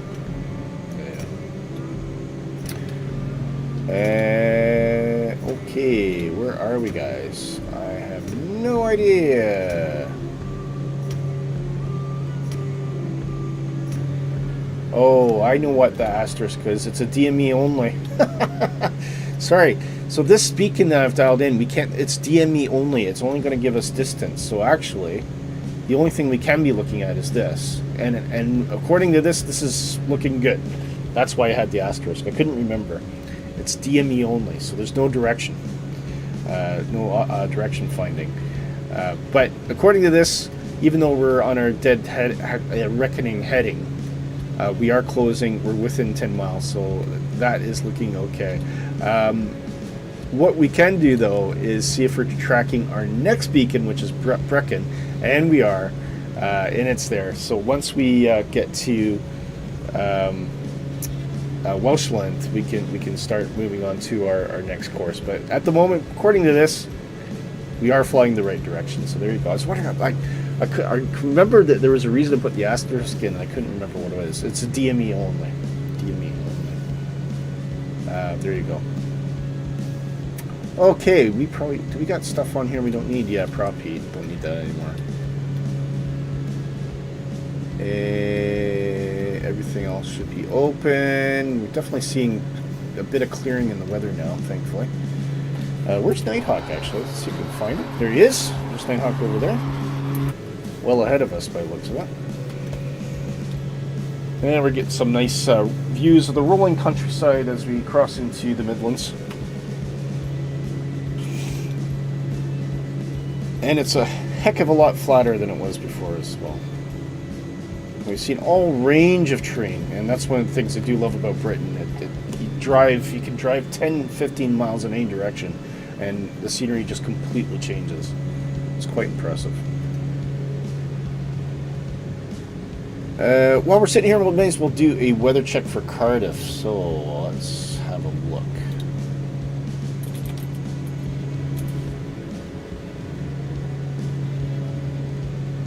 And our MEFTAR for Cardiff is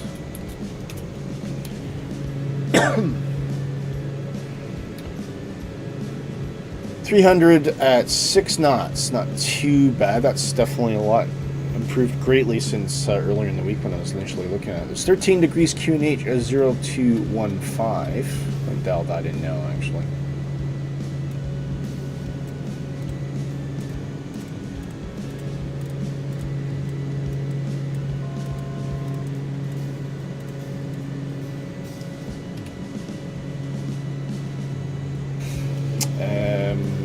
Also, we'll get a look at what runway we're going to use today then. Oh, before we do that, let's, are we increasing distance now? Nope, we're still closing. No, we're flying past it. I think flying alongside it. Okay, let's switch to our next frequency then, which is 117.45.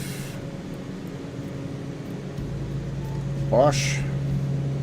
And the heading we wanted to fly for that was, what was it? 185. So let's get that dialed in. And 185, about there, and nav. Plane has control. And then our next point after that, we've got an NDB at Cardiff, which is 388.5. So we'll use that same trick again. 388. Oh, try again. 388. A little tap on the power button gives us our 0.5, and we'll punch that in as well. And when that's available, that little green arrow should come to life.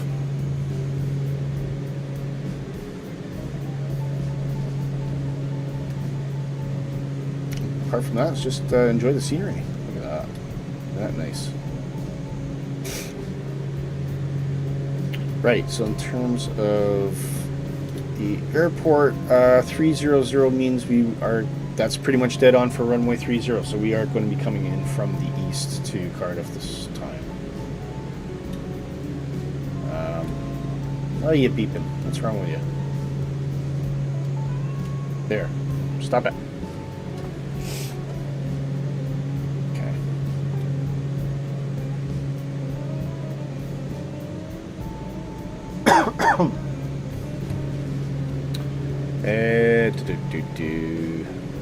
Right, so, yep.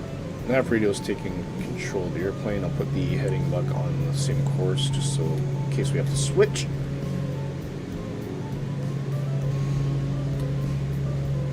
Everything else is okay.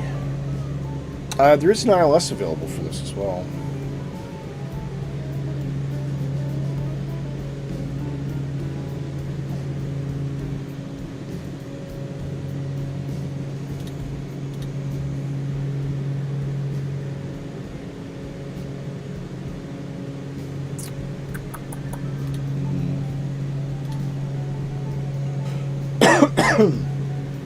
Runway 30.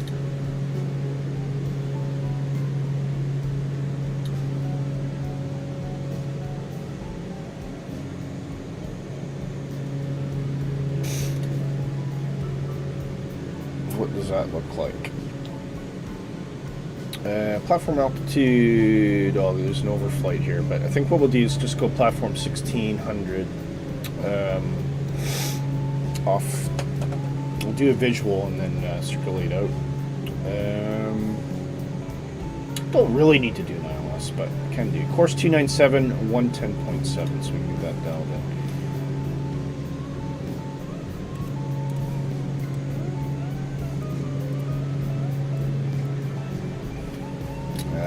Course 297. And just for reference, I'll put that down here.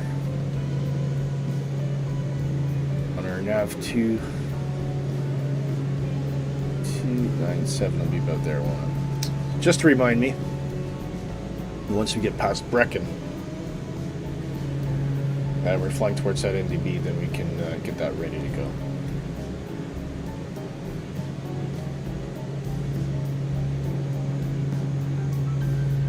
Beautiful hills of Wales. Is that how you say it? Wales? Are we going to Wales?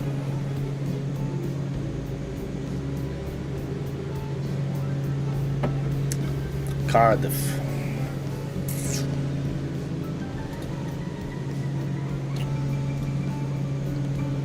Cymru.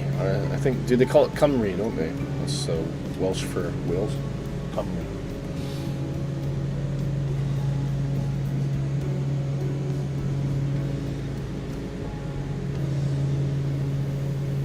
Okay, everything's looking okay at the moment.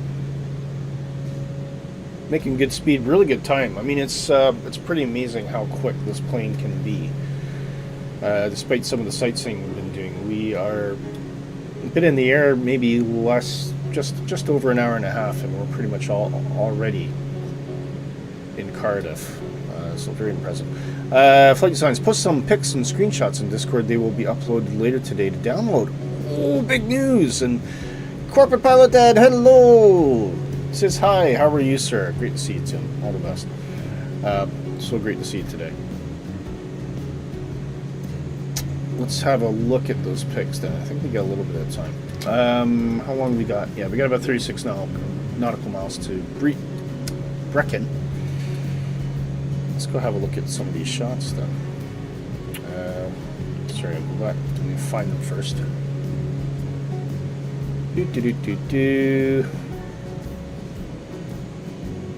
And we got some shots from Beluga as well. Jamie, let us know if you're still watching the chat and go through those. Oh, guys, here we go. Courtesy of Flight Designs, our very own DarkFury. This is our new positive rate livery, and this looks like this is for the PMDG 737-600. Fantastic! Isn't she gorgeous? Wow. And I guess, was this the 737-800, Dark? But absolutely looking splendid, and as he says, they'll be uploaded and available to download from our Positive Rate Liveries channel. Fantastic. Thank you so much, Flight Designs. Much, much appreciated. We are always extremely fortunate to have such a talented livery designer as part of our team. And, you know, this is no exception, so we're really looking forward to that. Absolutely amazing. 600 and the 800, yeah. 700, 900 coming shortly. Brilliant. And we got a new subscription, Byron Farrell. Thank you very much, Byron. Much appreciated. Please do join our Discord as well. If someone could put that in the chat for me. Come and join the team. Friendly group of people. And, oh yeah, look at this scenery now, guys. Okay, we are still closing on Brecon. Yes, thank you very much, Brian. Appreciate the sub. Do hit the like for me as well. And of course, another shout out to Alejandro who subscribed earlier. And of course, if you want to get a hold of those liveries, if you got the PMDG 737, please help yourself to these fantastic liveries from Flight Designs. Tim says, I'm good, just drinking coffee and watch you fly a fleet airplane. Tim, of course, good friend of mine, Corporate Pilot Dad. You can find his channel on YouTube, and also the Corporate Pilot Guys podcast, which he does with his good friend Rob. Both of them are real-world private jet pilots. Tim, I believe, flies the Gulfstream 200. Very informed, fantastic podcast they got there, so do go find that out. You can find Corporate Guys podcast on any regular podcast aggregator. And yeah, it's amazing stuff to listen to. And looking forward to, as well, with the return of Haggis Poutine Show on October 27th. At some point, I'm going to be having an interview with Tim and Rob, talk about their podcast and their experiences flying commercial private jets, and they're going to be on the show, so it'll be good. And Tim says we're starting the podcast again in November if we can get our schedules to match. Yeah, always a challenge when you're talking about two pilots, isn't it? Sids has just wandered in. He says, "What is up? What's up, Sids? How are you doing? Great to see you." And Christian, how are you? Radio. Yep, thank you very much, Dan. Appreciate that. You'll eat poutine during that show, of course. Why would you not? Why would you not? I'll eat some haggis. How's that? Is that a deal? Or you can mix some haggis with your poutine, which is actually quite tasty. I did make that once. Oh, dear, dear, dear. 23.5 miles away from Brecon. So if we go to our flight plan,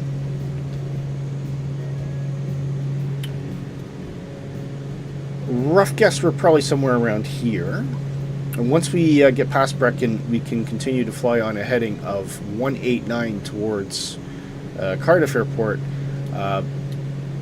We will be coming in from the east today due to winds, and we can then decide whether we want to fly ILS, although I'm kind of feeling visual approach and manual today, so we might do that. But we'll spot Cardiff anyway, do a nice left-hand circuit, come in from the east on runway 30, which is course 297.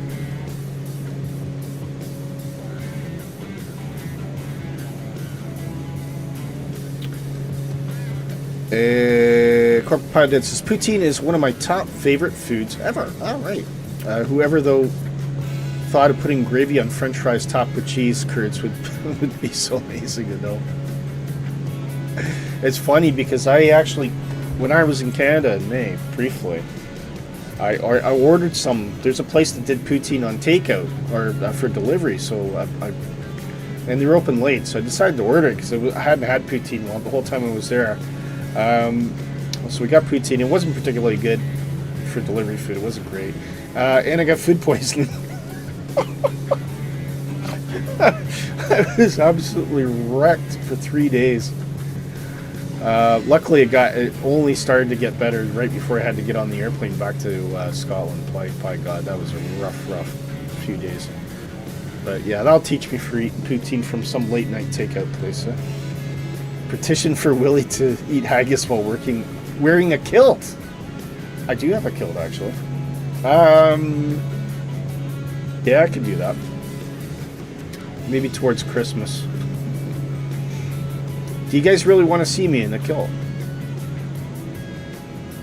Yeah. The eating haggis part's easy. I don't want to do that. I've actually got sliced haggis in the fridge. We usually eat that for breakfast on a roll or on toast, as Scots do. Quick check, 15 miles roughly from Brecon.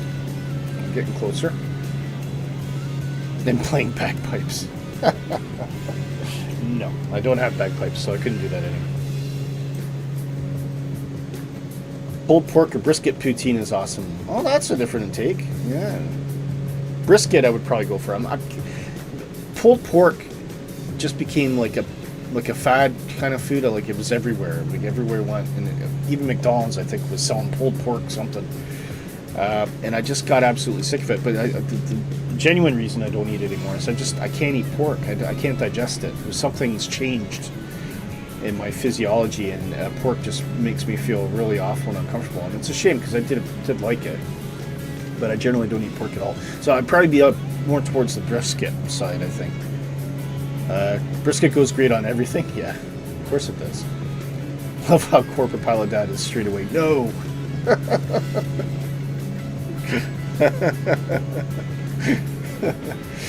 Yeah. There's some things you don't need to see, I guess. 10 nautical miles from Brecon. We can definitely. I guess this must be the Brecon Beacons then, is it? I was asking this before. I can only assume so. So they must be referring to these lovely hills out here. We're really getting chucked around. Lots of camping around here too. In fact, they have organized camping trips for schools, primary and secondary schools from all over Britain tend to come to Wales for camping. It's a really, really big business for them. And of course, lots of downhill biking and trek biking. Definitely, yeah. Are you saying that wearing a kilt is nightmare fuel? I presume that was directed at Tim. Yeah. Don't forget, guys, if you're watching the background, please do hit the subscribe button for us. We always appreciate it, and do hit that like. It really helps the channel. So great to have you along today, and a huge thank you to everybody who's joined us on the chat. As Christian says, every time you say Putin, I think about a guy invading Ukraine instead of a meal invading the taste buds. I didn't say Putin, I said Putin. Putin. It's the teen on the end, that's what you have to get right. Yeah. Not to be confused with a ruthless dictator. Okay. 5 nautical miles now from Brecon. Our next course change is going to be 189, just a slight adjustment. I'm going to go into heading mode, and we'll just make that adjustment here. Oop, not there. Ever so little. That's really all it is.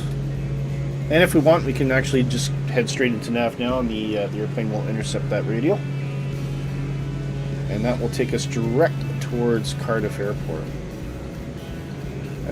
Beacon at Cardiff is 3885, so, and which we've already got dialed in anyway. We've already seen to that. That's fine. Remember, we had to do that little trick. If you want the 0.5, you just got to tap on the power button there.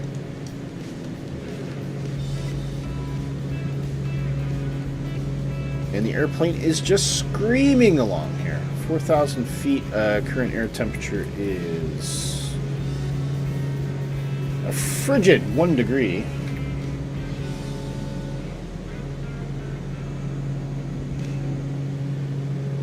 Giving us true airspeed of approximately 195 knots, not accounting for wind. So whatever wind's doing to us will impact that.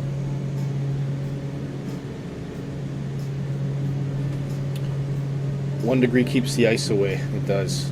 It does very well. Oh, we had some serious icing today, Tim, as well.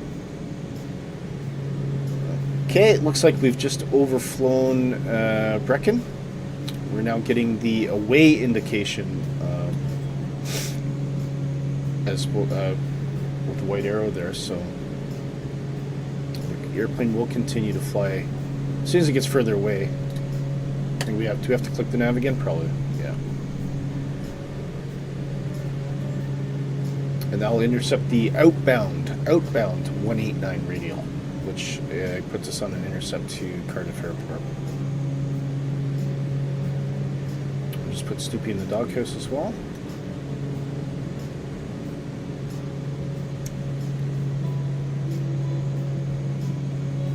Getting well into the south of Wales now. Starts to flatten out a little bit. Some beautiful coastline up here as well. If you ever get a chance to come to Wales, driving along the Welsh coastline is an absolute joy. Some beautiful towns, lots of really great places to eat and visit as well. It's a lovely, lovely, lovely day trip. Lots of fun.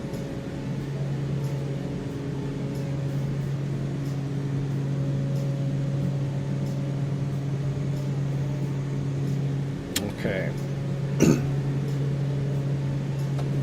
Where's the sheep? Down there somewhere. If I see much way of sheep grazing down there, that'll probably be sheep grazing. No, that's probably sheep. Actually, no, that's farmland, so no. any of these wide open patches up here, so that'll definitely be sheep grazing here. But if you generally see a patch like that, sometimes it can be sheep grazing, sometimes it can be cattle, or it can actually be, for growing crops. All sorts of animals, yeah. Llamas. There is actually a not llamas. What are they called?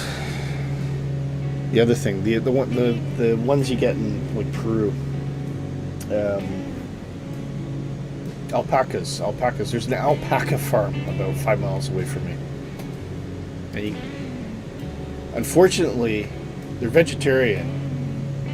So they made an appearance, and I said, "What does the alpaca meat taste like?" She goes, "You don't eat them. We only use them for wool." I was like, "Okay," but in my head, it was like, I kind of want to taste it.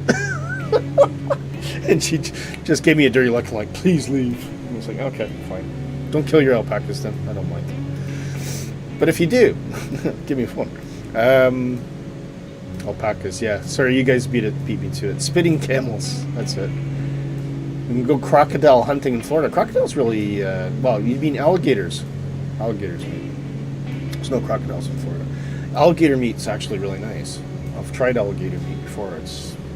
And like they say, it tastes like chicken. It does kind of. But it's actually a really nice texture. If you ever get a chance to have an alligator steak, it's well worth it. Fake desert camel? Yeah. Okay, seeing the coastline closing in here, we are now picking up the NDB beacon as well for Cardiff. So we're going to do a what is it? Tim, help me out here. Is it a crosswind approach and crosswind and left-hand approach into Cardiff runway 30. Ostrich, yeah, there used to be a lot of ostrich around here that you could get. I kind of got sick of it. I don't know. I just seemed to... it is nice, I think, once in a while, but it's not something I can eat regularly. He says, Zoo Tycoon was made by Asobo. What was that? All right. My kids have it, and I saw Asobo on the opening screen after years. So, yeah, you wouldn't think a company like that could do something like this, eh? And we can see the airport there. See if Nighthawk's still with us anymore. Is he giving up? There's Nighthawk. So again, we will remain at 4,000 feet. Eventually dropping down our platform to 1,600. And we'll do a reciprocal course at 297 once we overfly the airport. But at the moment, because we're doing a crossing, we're going to stay where we are. Ostrich meat is very tasty. Had it once in a Mongolian one. It is. I mean, ostrich is nice. I'll tell you, wild boar is really nice as well. And the one I do miss from Canada is buffalo. If you get nice buffalo burgers, oh my God, they just taste amazing. And of course, in Scotland we get the best, some of the best in the world in venison, some of the best in salmon, and of course our lamb. Our lamb is fantastic. In fact, we're going to be making lamb koftas tonight, homemade. Got some lamb, ground lamb mince ready to go. Yeah. Just watching our coastline. We can't really see that airport below us, but we know it's there somewhere. Looks like Nighthawk is getting close to approach. All right, so with that, we will descend to 1,600 feet. Start pulling back our power a little bit. Props to full. Pumps can come on. And we will do a reciprocal course of runway 30, 297, so it'll be 117. Edit.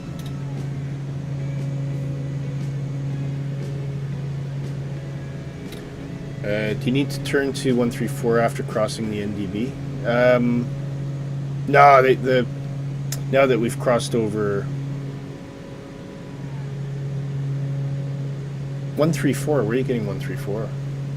Oh yeah, 134 reciprocal. Yeah, sorry. Just suddenly realized what you're talking about. Well, it's reciprocal of 297, Tim.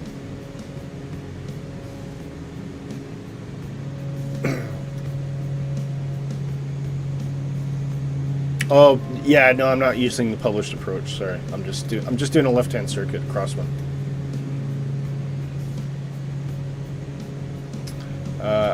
I can, however, use the ILS as a locator anyway.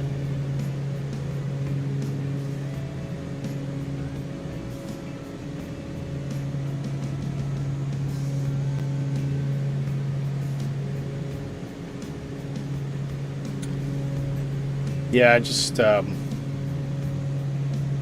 should really try to do the published approach, but I gotta go. I'm out of time. I'm getting chased by my wife. Off to work. All right, no worries. Take care, Dark. All the best to you. Thank you so much for that great news today. Don't forget, we do have the PMDG 737 liveries for the 600 and 800 available in Discord. You can get to that by putting !Discord in the chat. Take you straight through. And the 700 and 900 will be coming shortly. I smell what you're cooking now. Yeah.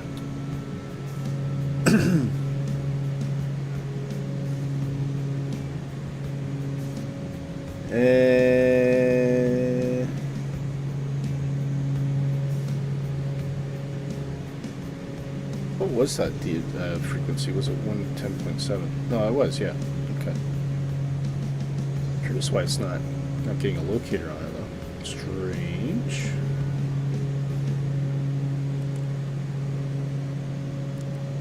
Huh. Oh, probably because we're off beam. I've just double check that. Yeah, 110.7, yeah. And it's 297, actually. Oh, there.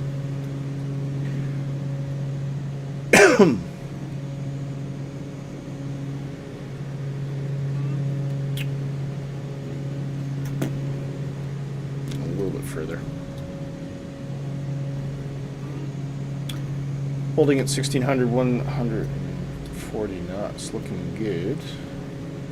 Okay, I'm going to turn left base. Oh, 30 degrees.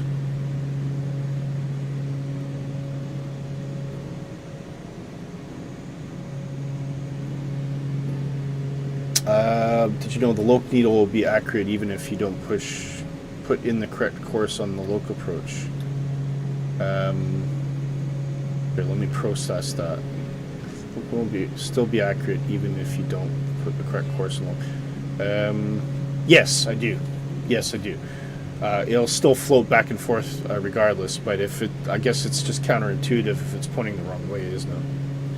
But for me, I just use it for frame of reference, so I have situational awareness.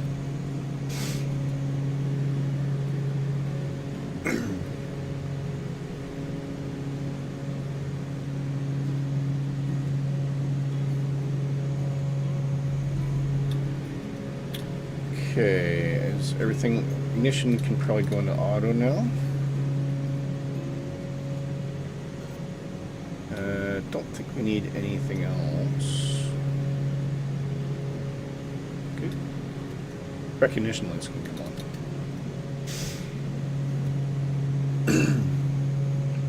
on. If you put 297 or 197, the airplane will be on the same course even though... Yeah, I know. Yeah, it just... I would just find it really confusing. But yeah, I guess I suppose it's relevant if you're in a rush. As long as you get that frequency dialed in, you just say just fly that beam. You don't actually have to mess around with the needle, right?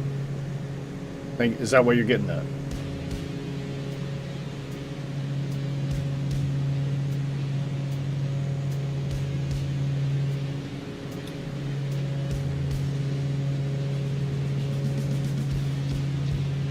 Yeah. Okay. Assuming it's even tracking that properly, because at the moment I'm not picking up anything. Although I don't know, does the ADF work with the VOR? Probably not. Maybe not. I think you passed the final approach course. Yeah, that's what I'm wondering. All right, let's backtrack. Was that because I was spending too much time yakking?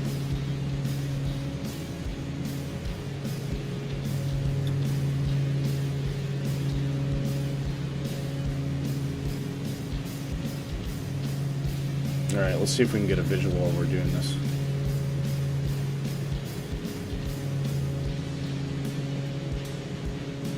Streaming is distracting. Yeah, it is.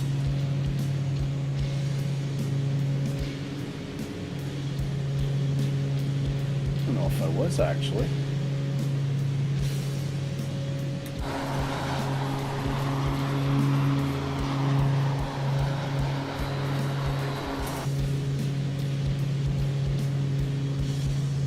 According to that, it says I am, yeah. Yeah, it must be. How could I not be? Yeah, okay. Alright, we'll arm nav anyway. Nav will put us on an intercept.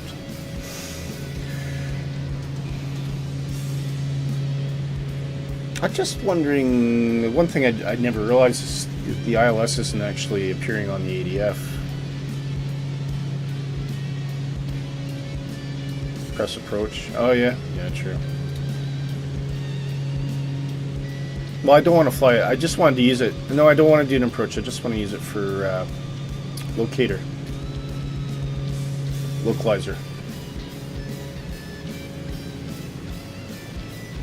I'll just do it visually.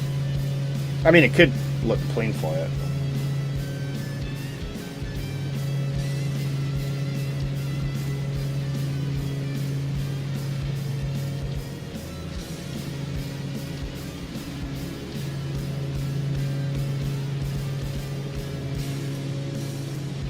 Oh, I think I see it now. But not.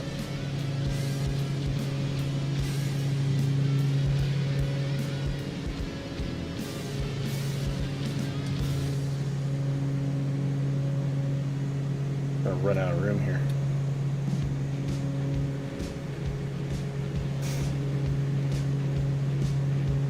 Even in VFR? Yeah. Yeah, I know. It's more just for shits and giggles. I got visual anyway now, so.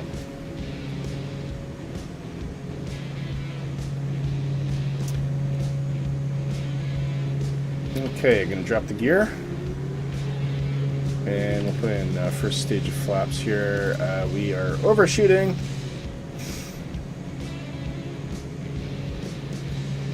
See if the airplane can sort itself out.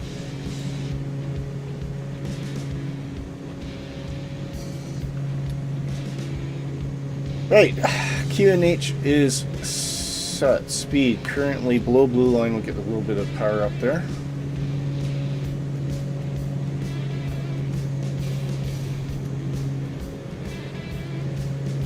Got a visual on the runway.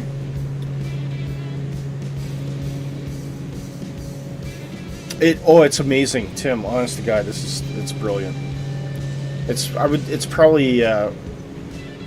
It's arguably comparable to the Chancellor, which I've not tried yet, but from what you've described, I think this is probably right on the money. The only thing is that the nav logic doesn't seem to work quite authentically, but I've noticed that seems to be broken on all the airplanes now. It's almost like there's been an update on the sim that's caused an issue. So I don't know what's happened there, but anyway. Okay, autopilot is off. We are now on our approach.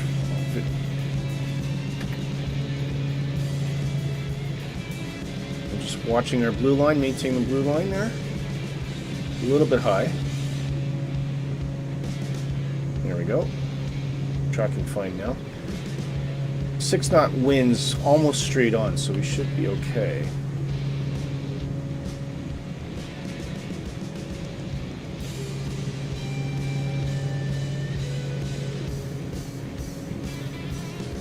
A little bit below blue line there.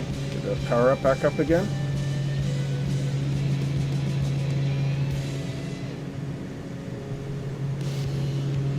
A little bit more power, a little bit low. Good. Hey, Brett, how are you doing? How are things, mate?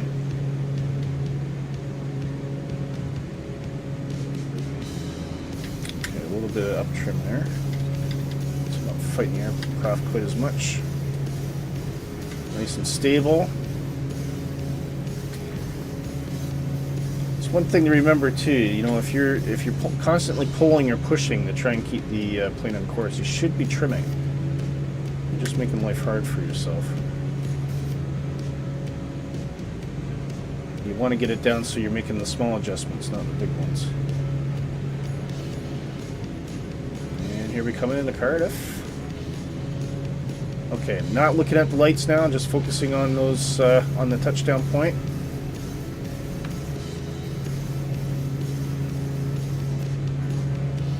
Keep it on the center line.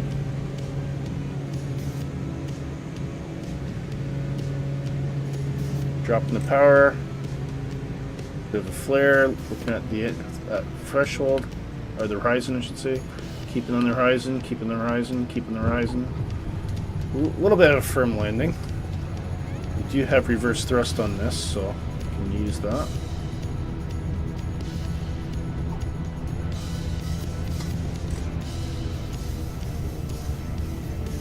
Okay, I think there is a taxiway right at the end here, so we'll keep coasting.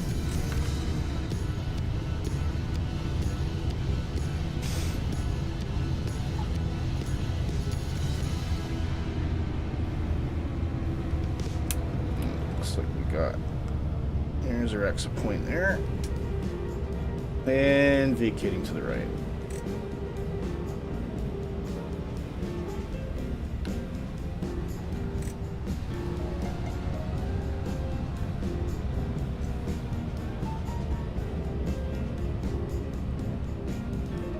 Oh, connection warning's great. Okay, bring the flaps back. We're heading up here somewhere, aren't we? Yeah.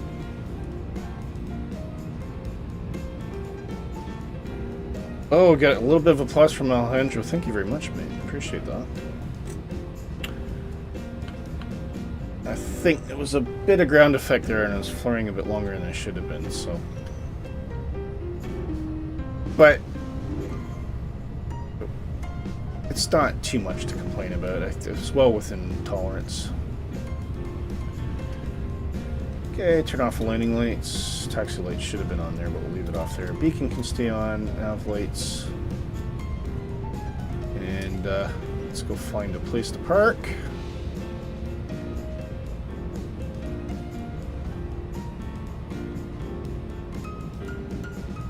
Welcome to Cardiff, everyone.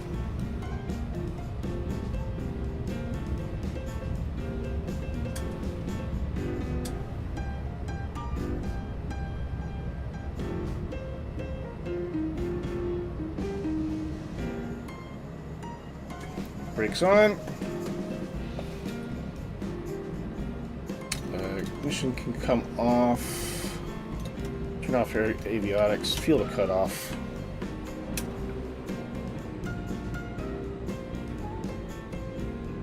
Turn off our inverters as well. There we go. Whoa! There we go. Huge thank you to Nighthawk, who flew us the whole way today. This is Cardiff Airport. Don't think this is custom scenery. I can't remember. Just a small airport. Lovely place, though. Very friendly. Park under the yellow airplane. Under the yellow airplane. Yeah. We'll make a baby.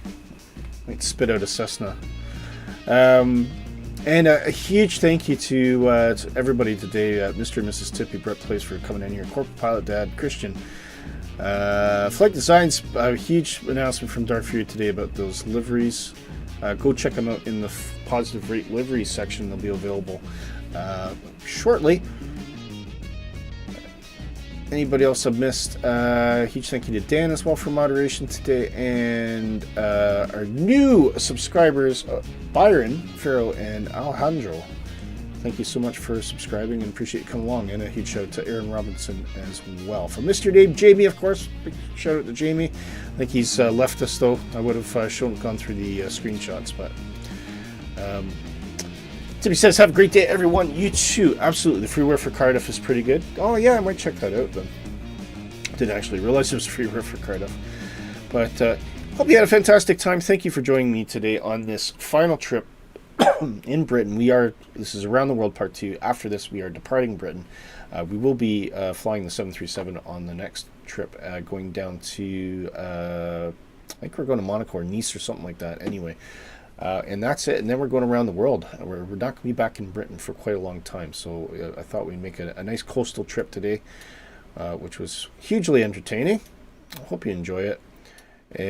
Neha says, bye, thanks for flight, and thank you for the flight. And we'll see you next week right here on Positive Rate. Take care, folks.